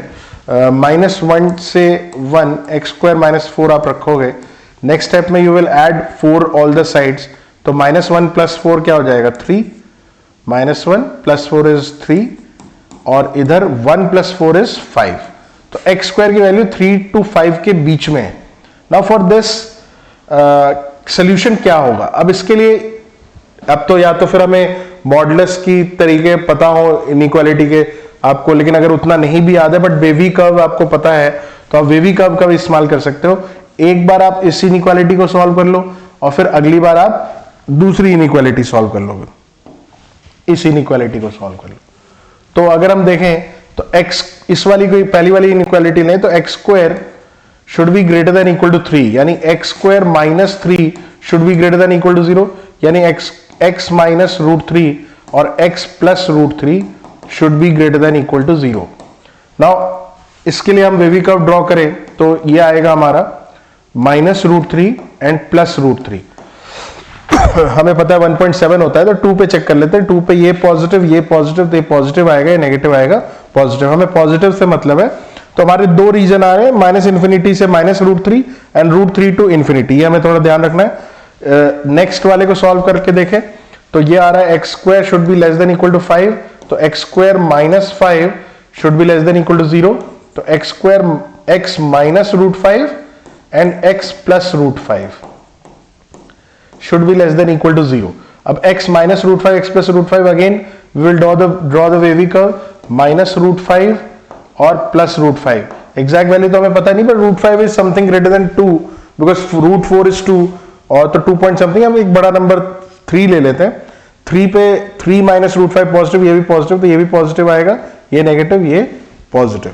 तो अब अगर मैं दोनों आंसर्स को कंबाइन करना चाहूं कि what should be the combined answer, तो अगर मैं एक number line single number line पूरे के लिए बना दूं कि पूरे की एक सिंगल नंबर लाइन बनाए तो फिर कैसी नंबर लाइन बनेगी? इस तरह से वी विल हैव -∞ यहां पे क्योंकि √5 बड़ा है, -√5 ज्यादा इधर आएगा, -√3 यहां आएगा, √3 यहां ले लेते हैं, √5 यहां ले लेते हैं और इस तरफ से +∞। एक का आंसर आपका आ रहा था यहां से यहां तक, एक का इसका आ रहा था यहां से यहां तक, √5 वाले का आ रहा था यहां से यहां तक और इसका आ रहा था यहां से यहां तक। तो इस तरह से हमारा जो हम देखें तो जो सॉल्यूशन हमने किया है वो कुछ इस तरह का इसके रीजंस आ रहे हैं।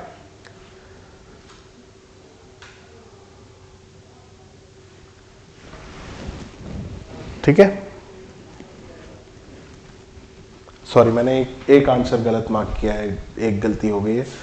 This is less than equal to 0, हमें नेगेटिव वाला लेना है ना, नेगेटिव वाला लेना है, लेस देन 0 वाला नहीं। ये मैंने गलत मार्क किया है, इसको मैं एक बार हाँ, जो दूसरा वाला है ये -√5 और √5 के बीच में, मतलब यहां से यहां है, यहां से यहां है। इसको मैं दूसरे कलर से कर देता हूं।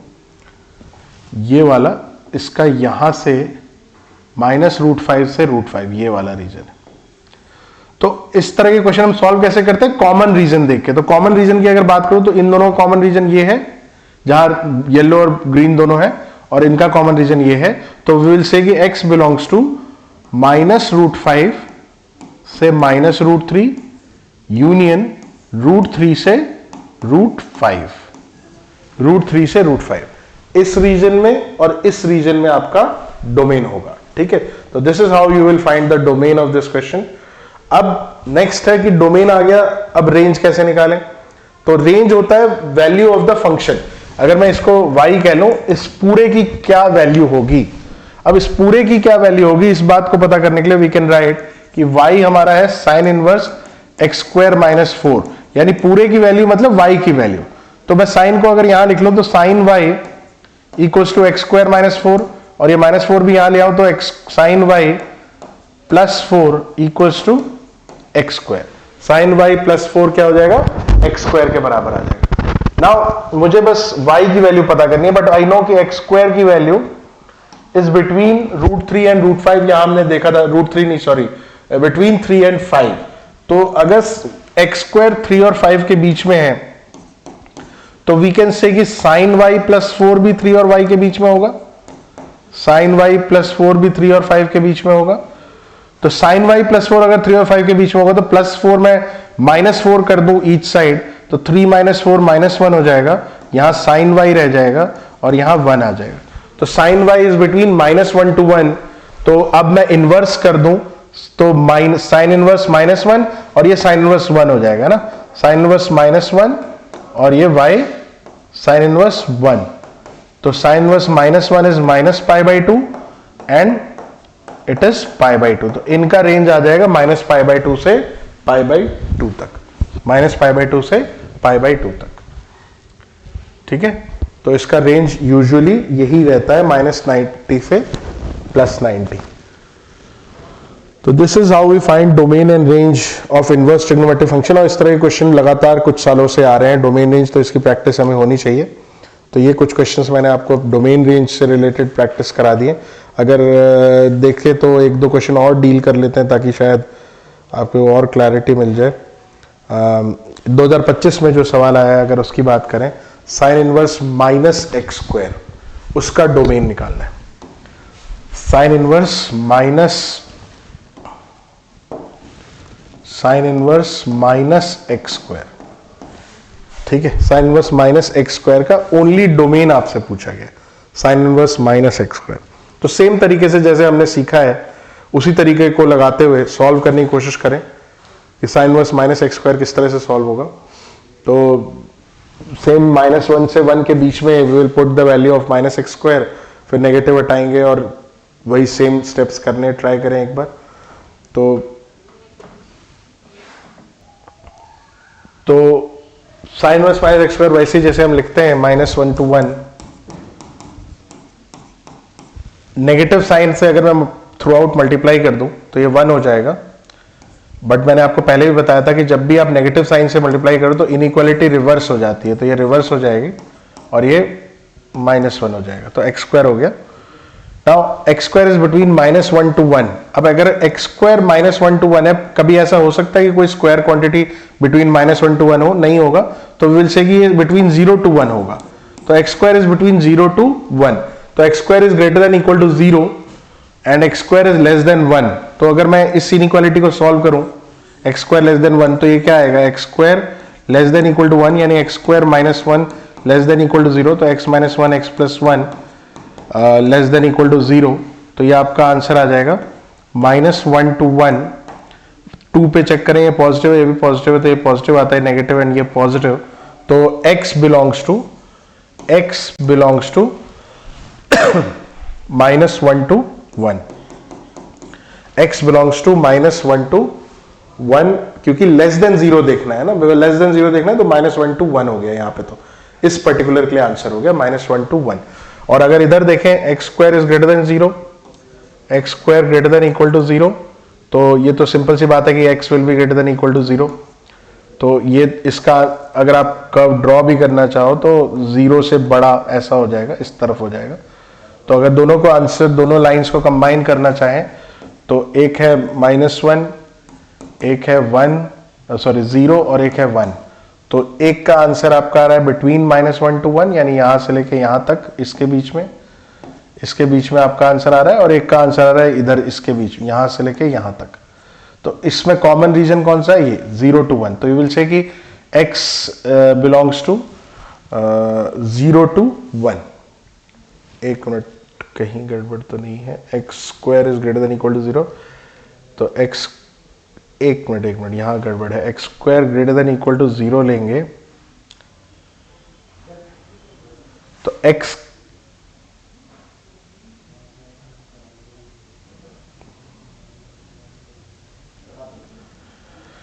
यहाँ पे थोड़ा सा वेवी कर्व यहाँ एक्चुअली बनाने का मतलब नहीं है, एक्स स्क्वायर क्योंकि कोई क्रिटिकल पॉइंट ही नहीं है, तो x square greater than equal to zero का एक्चुअल मतलब है कि एक्स तो कुछ भी हो सकता है, कोई भी स्क्वायर क्वांटिटी तो ग्रेटर देन जीरो होगी, चाहे वो नंबर एक्स जो नंबर है वो कुछ भी हो, कोई भी रियल नंबर हो, पॉजिटिव हो नेगेटिव हो, कुछ भी हो, उसका स्क्वायर करोगे तो वो जीरो से बड़ा ही आएगा। यानी कि हमें इसको क्योंकि कोई क्रिटिकल पॉइंट नहीं है तो ऐसे जज नहीं करना, बेसिक मैथ से जज करें कि square value is greater than equal to zero, तो x will belong to any real number, क्योंकि हर एक रियल नंबर का स्क्वायर तो जीरो से बड़ा होगा ही, है ना, नेगेटिव हो चाहे पॉजिटिव हो। तो इसका आंसर एक्चुअली पूरी नंबर लाइन ही है। इसका अगर हम ड्रॉ करने का चाहो भी तो एक का -1 से 1 के बीच में है, और दूसरे का अगर मैं इसे दोबारा से ड्रॉ कर लूं, एक का -1 से 1 है, -1 to 1, तो यहां से यहां तक इसका रीजन अगर यहां से यहां तक आ रहा है, और दूसरे वाले का रीजन पूरा रियल नंबर है, मतलब पूरा ही है, पूरी लाइन ही है, पूरी नंबर लाइन ही है उसका आंसर। तो कॉमन रीजन क्या हुआ हमारा, -1 to 1 हुआ, तो इसका आंसर क्या आएगा, x बिलोंग्स टू -1 to 1। तो domain is x belongs to -1 to 1, जो कि x स्क्वायर भी आ रहा था -1 to 1, but x will also be -1 to 1। तो ये इसका डोमेन हो जाएगा, ठीक है। This is how we solve such questions. Now कई बार हमें पता है इनवर्स ट्रिग्नोमेट्री में क्वेश्चंस सॉल्यूशन वाले भी आ जाते हैं। 2024 में ही एक सवाल आया हुआ है, इसको ट्राई करते हैं। क्वेश्चन है 2 मार्कर ही है, cos inverse x plus cos inverse x/2 plus √3 - 3x square by 2, 3 - 3x square by 2। तो ये सिंप्लीफाई करने के लिए क्वेश्चन आया हुआ है। ये इस तरह के क्वेश्चन हमने इनवर्स ट्रिग्नोमेट्री में सॉल्व किए हैं। x की वैल्यू लेट करते हैं और फिर उसे पुट करके सॉल्व करते हैं, ठीक है। तो वही वाला सवाल है, x की क्या वैल्यू लें कि ये सॉल्व हो जाए। तो obviously x cos inverse x solve करना ही है हमें, तो x को क्या लेके चलेंगे, x को साइन कॉस थीटा। x को अगर मैं कॉस थीटा पुट करूं तो ये हो जाएगा हमारा कॉस इनवर्स कॉस थीटा, और यहां आ जाएगा plus cos inverse cos theta by 2 plus √3 common ले लो तो 1 minus cos square theta by 2, ऐसे कह सकते हैं। तो कॉस इनवर्स कॉस थीटा तो थीटा हो गया, यहां पे cos inverse half cos theta plus ये वाला भी हाफ है, और एक 3 रूट के बाहर आ गया तो √3/2 कह लो, और 1 minus cos square theta is sine square theta, और रूट लग हट जाएगा तो साइन थीटा, तो √3/2 साइन थीटा। नाउ इसको हमें एक सिंगल वैल्यू बनानी पड़ेगी ताकि कॉस इनवर्स कट जाए, और वो सिंगल वैल्यू भी कॉस में बननी चाहिए। तो ट्रिग्नोमेट्री में हमने एक फॉर्मूला पढ़ा है कॉस का, कॉस x माइनस वाई का क्या फॉर्मूला है कि cos x cos y plus sine x sine y। तो अगर मैं चाहूं, इसको नोटिस करें, इस फॉर्मूले को बनाने की कोशिश करें, तो एक थीटा तो ये इसकी वजह से ये चला आ रहा है, प्लस कॉस इनवर्स, इस हाफ को मैं कुछ कॉस में लिख दूं और इस √3/2 को कुछ साइन में लिख दूं, तो आंसर फिर बन जाएगा ये। तो कॉस कॉस में हाफ 60 डिग्री पे आता है, यानी π/3, cos π/3 cos थीटा प्लस साइन π/3 साइन थीटा। तो this becomes the formula for cos inverse cos π/3 plus theta, sorry π/3 minus theta, ठीक है। तो cos इनवर्स cos कट जाएगा, थीटा प्लस π/3 माइनस थीटा, ये कैंसिल आउट हो गया, आंसर इज π/3। तो this was a 2 marker which came in exam 2024 में, जहां हम चीजों को वैल्यू को x की वैल्यू कुछ लेट करते हैं और फिर उसे सॉल्व करते हैं, ठीक है। तो इस तरह के सवाल भी आपको आने चाहिए, पार्ट ऑफ द एनसीईआरटी के जैसा में क्वेश्चंस हैं इस तरह के, वही चीज है ये, कुछ ऐसा नया नहीं है। डोमेन रेंज वाली चीज थोड़ी नई है, वो जरूर आप थोड़ा प्रैक्टिस कर लें। डोमेन रेंज वाले क्वेश्चंस पिछले 2-4 सालों में आ रहे हैं, अलग अलग सेट में आ जाते हैं, किसी सेट में ये आ जाता है, किसी में वो आ जाता है, तो ये भी एक दिक्कत है अलग अलग सेट्स की। तो डोमेन रेंज वाले क्वेश्चन हमें आने चाहिए, ये तो एनसीईआरटी में भी है, इस तरह का नहीं है, बट इस टाइप मतलब एग्जैक्टली ऐसा वाला फॉर्मूला लगते हुए नहीं है, बट क्वेश्चंस एक्स पुट करने वाले क्वेश्चन जरूर है, तो उसको आप प्रैक्टिस कर ले। वैल्यू निकालने वाले क्वेश्चन मैंने आपको करा ही दिया है। नाउ इनवर्स ट्रिग्नोमेट्री में कई बार हमसे सवाल उस तरह के भी आ जाते हैं, इक्वेशन सॉल्विंग टाइप के भी, बट वो तो 4 मार्कर में ज्यादा इंपॉर्टेंट है, और क्योंकि 4 मार्कर आई डोंट एक्सपेक्ट कि आएगा, और 2020 के बाद से तो आया नहीं है, 2020 में आखिरी 4 मार्कर आया था, तो इस चांस तो नहीं है कि उस तरह के सवाल आएंगे आपके पेपर में, तो उसको अभी इग्नोर करके चलते हैं। जो इंपॉर्टेंट है उस पर हमने फोकस रखना है, तो ये इस तरह के क्वेश्चन इनवर्स ट्रिग्नोमेट्री में ज्यादा इंपॉर्टेंट है। कुछ और इस तरह के सवाल अगर नोट देखें, और कुछ एमसीक्यू पे भी आते हैं, तो जैसे एक क्वेश्चन है sign inverse cos 13 pi by 5, इसकी वैल्यू निकालना है, एमसीक्यू का पार्ट है। Sign inverse cos 13 pi by 5, sign inverse cos 13 pi by 5। अब इसमें अच्छी बात क्या है कि अब बाहर साइन इनवर्स है और अंदर कॉस का टर्म है, बाहर साइन इनवर्स है और अंदर कॉस का टर्म है, तो इसको इस तरह के सवाल हम कैसे करेंगे वो हमें देखना पड़ेगा। तो पहले एक एक करके इसको रिड्यूस करते हैं, बिकॉज एक तो ये चीज चाहिए कि भाई साइन इनवर्स यहां है, तो यहां भी साइन इनवर्स मतलब साइन का टर्म आ जाए। उस पे आने से पहले हम कॉस को थोड़ा रिड्यूस करते हैं। सिर्फ कॉस को अगर मैं डील करूं तो मैं लिख सकता हूं पाई और पाई बाई 5, और इसको अगर मैं मल्टीप्लाई यहां देखूं तो 2 pi plus 3 pi by 5। Cos 2 pi plus theta, again first quadrant में सारे पॉजिटिव है, तो we can write it as cos 3 pi by 5। तो ये चीज आ गई sine inverse cos 3 pi by 5। एक बार मैंने क्वाड्रेंट चेंज लगा के इसे रिड्यूस कर लिया, ठीक है। नाउ नेक्स्ट स्टेप है कि 3 पाई बाई 5 को कैसा ब्रेक करें कि कॉस बदल जाए साइन में, और कॉस साइन में तभी बदलता है when we use either pi by 2 और 3 पाई बाई 2। जब इन दोनों पॉइंट से चेंज करते हैं देन साइन कॉस में आपस में कन्वर्जन होता है, कॉट टैन में, सेक कोसेक में। तो मुझे उसी तरह का कुछ करना पड़ेगा। इसको मैं स्प्लिट कर लूंगा, अगर आप थोड़ा सा इसको नोटिस करें तो ये इस तरह का आएगा पाई बाई 2, और फिर आपको थोड़ा सा अंदाजा लगाना पड़ेगा कि पाई बाई 2 के साथ क्या रखा जाए।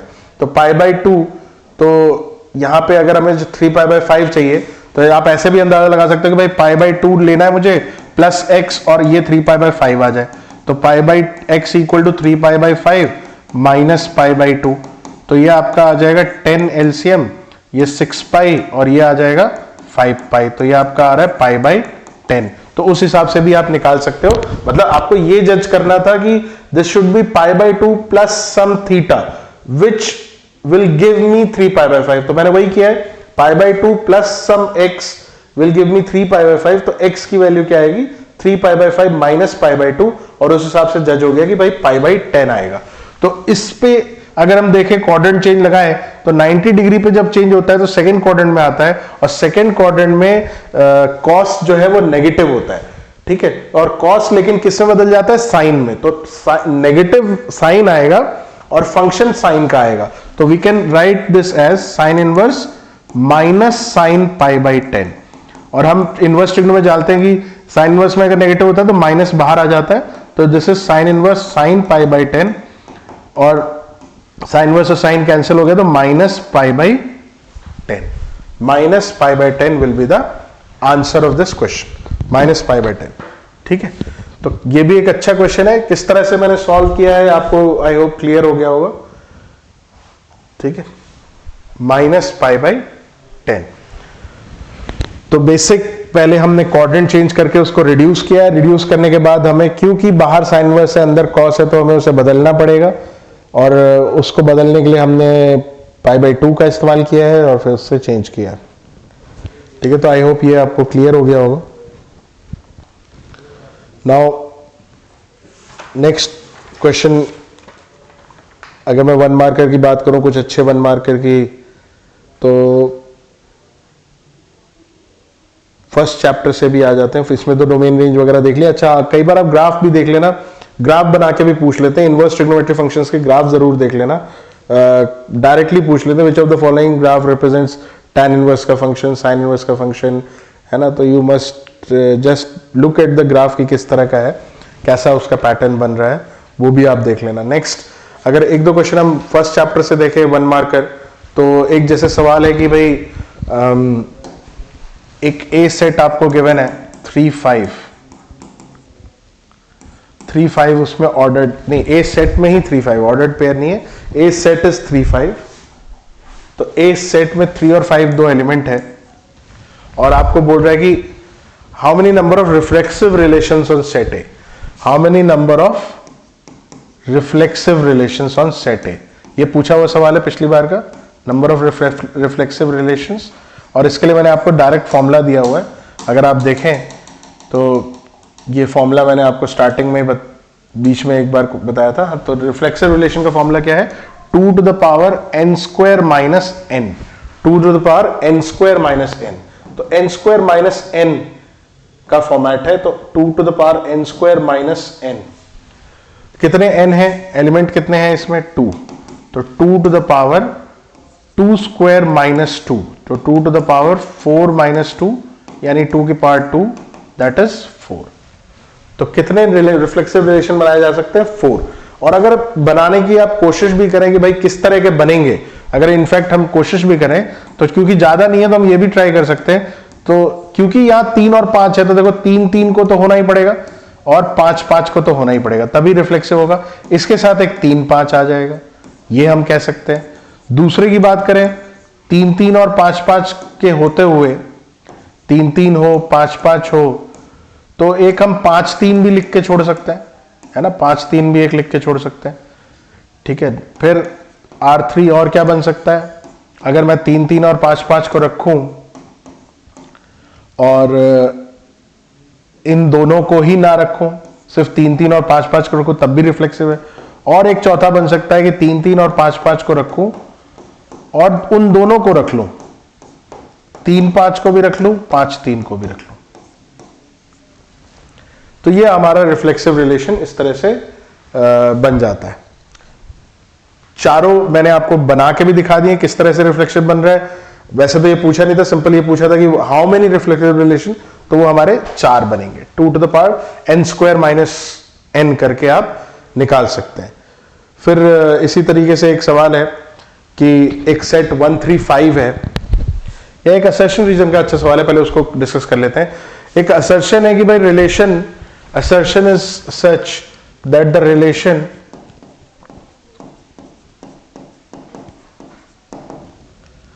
R कुछ इस तरह से डिफाइंड है, xy, that x plus y is a prime number, x plus y is a prime number, x plus y is prime number, x belongs to A,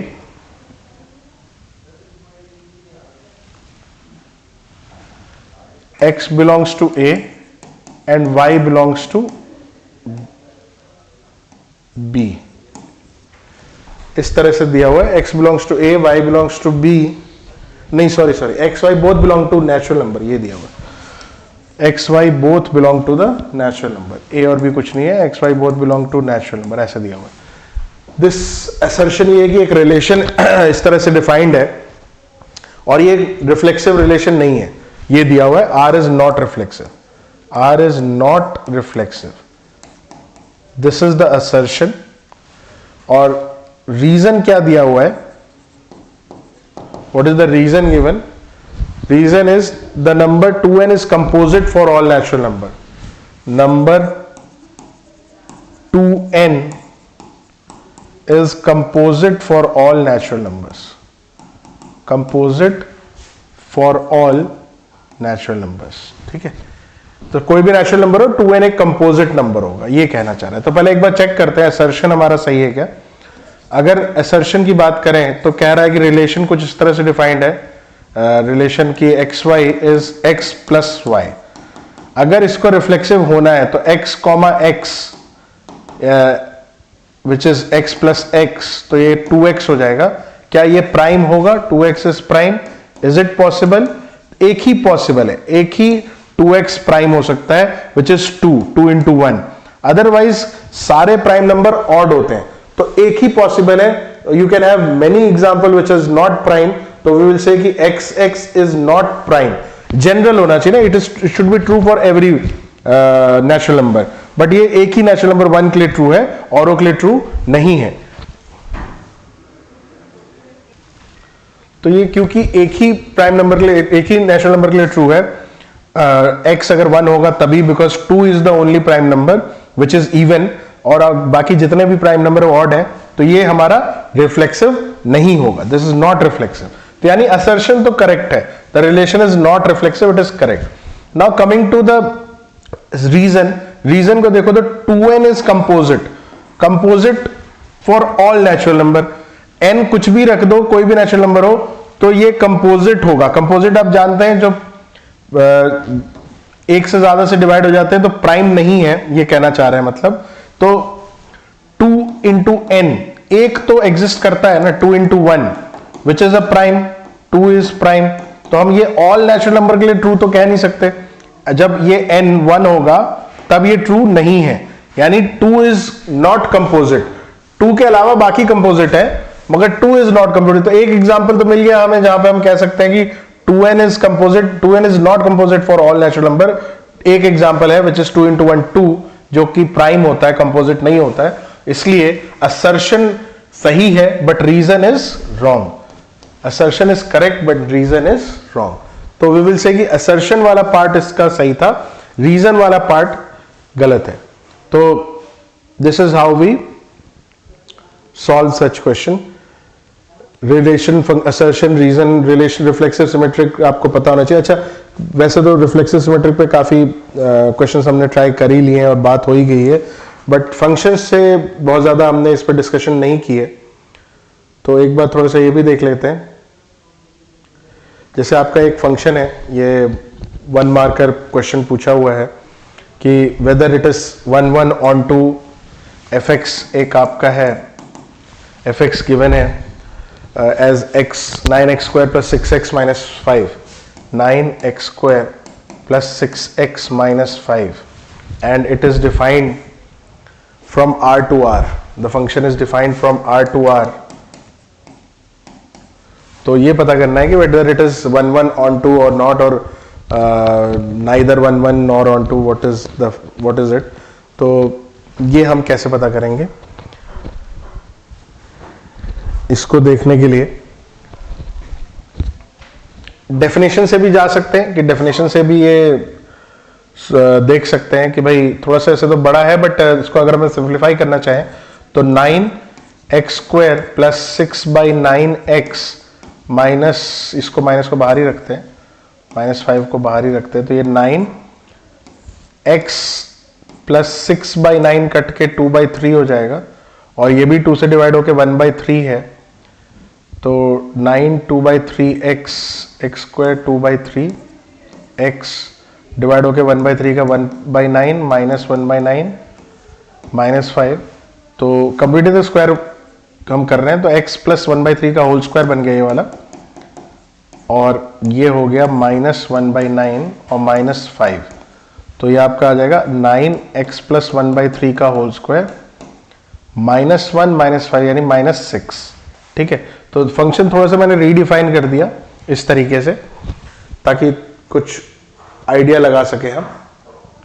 now for all real numbers, अगर इस तरफ देखो 1 1 कैसे जज होता है कि क्या डिस्टिंक्ट इमेज आएगी कि नहीं आएगी, will there be distinct image. तो ऑल रियल नंबर्स की बात करें, कोई भी रियल नंबर पुट करो, स्क्वायर क्वांटिटी डिफरेंट आएगा, माइनस होके फिर वो 9 से भी मल्टीप्लाई हो रहा है, अगर माइनस भी हो रहा है तो it will B A distinct image.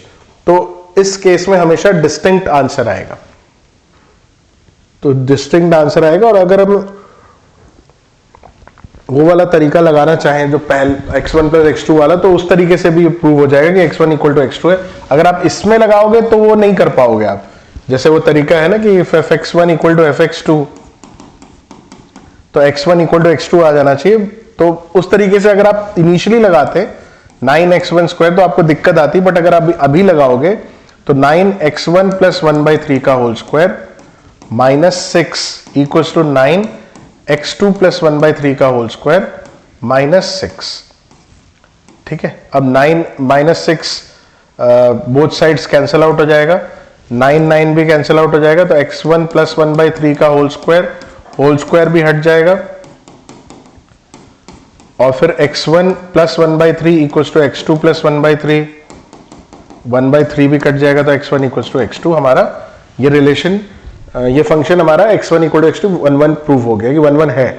और ऐसे भी आप जज कर सकते हो, इतना करने की जरूरत भी नहीं है। x की डिफरेंट वैल्यू के लिए ये प्लस करके स्क्वायर क्वांटिटी हो रही है, प्लस इंटू हो रहा है 9 से, फिर -6 हो रहा है, तो ऑल विल बी डिफरेंट। इसमें कुछ सेम होने का मतलब बन नहीं रहा है। हाँ, एक चीज आप सोच सकते हैं कि +1 के लिए भी आंसर वही होगा और -1 के लिए भी आंसर क्या वही आएगा, बट वो तब होता अगर ये +1/3 नहीं हो रहा होता। यहां क्योंकि +1/3 होता है, जैसे ही पॉजिटिव नेगेटिव होगा तो वैल्यू बदल जाएगी, तो डिफरेंट आंसर्स ही आएंगे, तो डिस्टिंक्ट इमेजेस ही आएंगे, तो 1 तो होना ही है।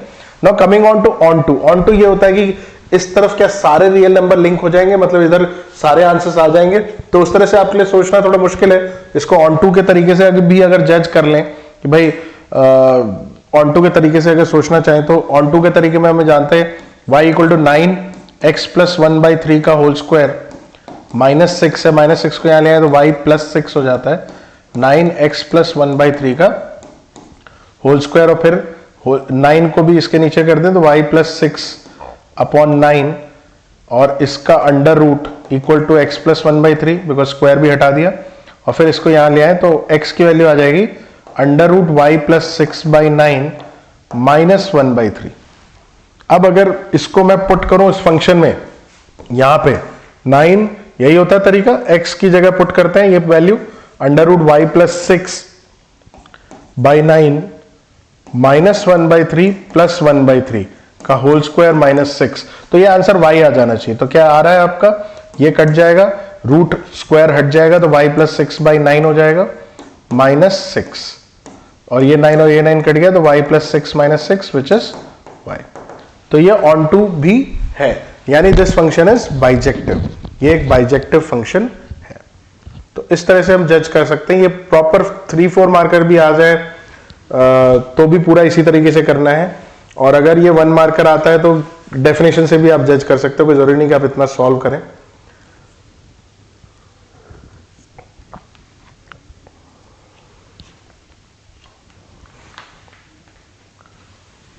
अच्छा, एक और इस तरह का क्वेश्चन फंक्शंस में अगर हम ट्राई करें, जहां पे हमें जज करना है कि फंक्शन इज 1 ऑन टू और बाइजेक्टिव, सरजेक्टिव, ये सारी चीजें, तो एक क्वेश्चन और ट्राई कर लेते हैं, और this time it is trigonometry. Function is a trigonometric function, और उसको जज करना है कि 1 ऑन टू है कि नहीं है। तो fx आपको दिया हुआ है 4 + 3 cos x, function is 4 + 3 cos x, और यही बात जज करनी है कि इट इज, अच्छा, defined from R to R, defined from R to R, और यही चीज जज करनी है कि it is whether it is 1 onto, bijective, और बोथ, और नॉर। ठीक है, तो इस तरह के सवालों में कैसे किया जाए, तो बहुत सिंपल है। डेफिनेशन पे ही अगर हम बात करें तो ऑल रियल नंबर्स के लिए एक बात आपको पता होगी कॉस के बारे में, कॉस में अगर आप नेगेटिव वैल्यू के लिए भी लेते हो ना, जैसे फॉर एग्जांपल f ऑफ, मान लो π/4 निकालते हैं, तो f ऑफ π/4 क्या आता है, 4 + 3 cos π/4, cos π/4 क्या होता है, 4 + 3 1/√2, तो 3/√2 कह लो, मतलब ये इस तरह की कुछ वैल्यू आ रही है ना, 4 + 3/√2। वही मैं f ऑफ -π/4 निकालूं, नेगेटिव के लिए निकालूं, तो 4 + 3 cos ऑफ -π/4। आपको ये पता होगा cos में नेगेटिव वैल्यू भी पॉजिटिव ले लेते हैं, मतलब ये सेम आएगा, 4 + 3 cos π/4 आएगा, तो ये आ जाएगा 4 + 3/√2, यानी cos में ये वाला फंक्शन दो अलग अलग x की वैल्यू के लिए सेम आंसर दे रहा है, यानी डिस्टिंक्ट इमेज नहीं हो पा रही है ना। π/4 के लिए भी आंसर वही है जो -π/4 के लिए है, तो we will say it is not 1 तो ये नहीं है। और कोई भी चीज नहीं साबित करनी है तो प्रूव वाले तरीके से नहीं करते, वो हम इसकी तरीके से करते हैं एग्जाम्पल देके, क्योंकि जैसे आप प्रूव वाले तरीके पे जाओगे तो x1 = x2 है, और 4 + 3 cos x1 करोगे इक्वल्स टू 4 + 3 cos x2 करोगे, तो गलती क्या करोगे, 4 तो कट कर दिया, फिर 3 cos x1 3 भी कट कर दिया, cos x1 equal to cos x2। आपको लगेगा ये तो तभी पॉसिबल है when x1 is equal to x2 और ये प्रूव हो जाएगा कि ये 1 1 है, मगर ऐसा है नहीं। cos x1 equal to cos x2 is not always x1 equal to x2। cos बराबर हो सेम हो सकता है even if they are in first and fourth quadrant also, मतलब फर्स्ट में तो है दोनों तब भी, and when they are in fourth also 2 pi plus x2 भी होगा तो भी सेम आंसर आएगा। तो x1 is 2 pi plus x2, cos x1 equal to cos x2, you can write cos x1 equals to cos 2 pi plus x2, 2 pi minus third में fourth में, तो x1 equals to 2 pi minus x2, तो ये same कहाँ आया, x1 equal to x2 नहीं आया ना। तो अगर थोड़ा सा ठीक से इस तरीके से भी करो तो यू कैन जज कि इधर से भी दिख रहा है कि 1 1 नहीं है, बट ये जल्दी हो जाएगा डेफिनेशन से, और अगर 1 मार्कर है तो डेफिनेशन से भी सोच सकते हैं, एग्जाम्पल से भी सोच सकते हैं। नाउ कमिंग ऑन टू कि ये 4 + 3 cos x ऑन टू है या नहीं है। तो ऑन टू के लिए हमें क्या है, तरीका क्या होता है ऑन टू का, कि क्या यहां सारे लिंक हो जाएंगे। तो बस बेसिक डेफिनेशन पे ही जाएं, तो क्या यहां की वैल्यू सारी लिंक हो जाएगी, मतलब कि इसके जो कॉस में अलग अलग वैल्यू डालूं तो क्या ऑल रियल नंबर्स आ जाएंगे। बट आप अगर आपको पता हो तो cos x जो है वो -1 to 1 के बीच में होता है, तो 3 cos x -3 to 3 के बीच में होगा। और अगर 3 cos x -3 to 3 के बीच में है तो इसमें मैं 4 ऐड भी कर दूं, 4 - 3 1 होगा और 4 + 3 7 होगा, यानी 4 + 3 cos x 1 to 7 के बीच में है। यानी जितनी भी लिंकिंग होगी ना वो 1 से लेकर 7 के बीच में होगी, उससे पीछे उसके आगे कोई लिंक नहीं हो पाएगा, यानी ये ऑन टू नहीं हो पाएगा। तो नाइदर 1 1 नॉर ऑन टू, ये फंक्शन ना 1 1 है ना ऑन टू, ना 1 1 है ना ऑन टू है। तो इस तरह के सवाल हमें आने चाहिए जज करने, 1 मार्कर डेफिनेशन से भी आने चाहिए, तरीके से भी आने चाहिए। और इस तरह से हमने पूरे फर्स्ट यूनिट रिलेशन फंक्शंस, जो भी रेलेवेंट केस स्टडीज हैं कुछ मैंने आपको प्रैक्टिस करा दी हैं, कुछ रेलेवेंट 1 मार्कर 2 मार्कर जो इनवर्स ट्रिग्नोमेट्री में है, जो भी नए तरीके के आ रहे हैं, डोमेन रेंज पूछ रहे हैं, या फिर आपका एक्स की वैल्यू पुट करना हो, या कुछ बेसिक वैल्यू निकालने वाले क्वेश्चंस है। फिर इस तरह से हमने 1 1 ऑन टू देख लिया, बट नंबर ऑफ फंक्शंस वाले क्वेश्चन भी, number of relations, number of reflexive, ये सब भी एक नया कॉन्सेप्ट हमने इसमें सीख लिया। तो ये this is how we have to deal with this the first unit 1, that is relation function. Next class में, नेक्स्ट यूनिट में we will cover next unit में वी विल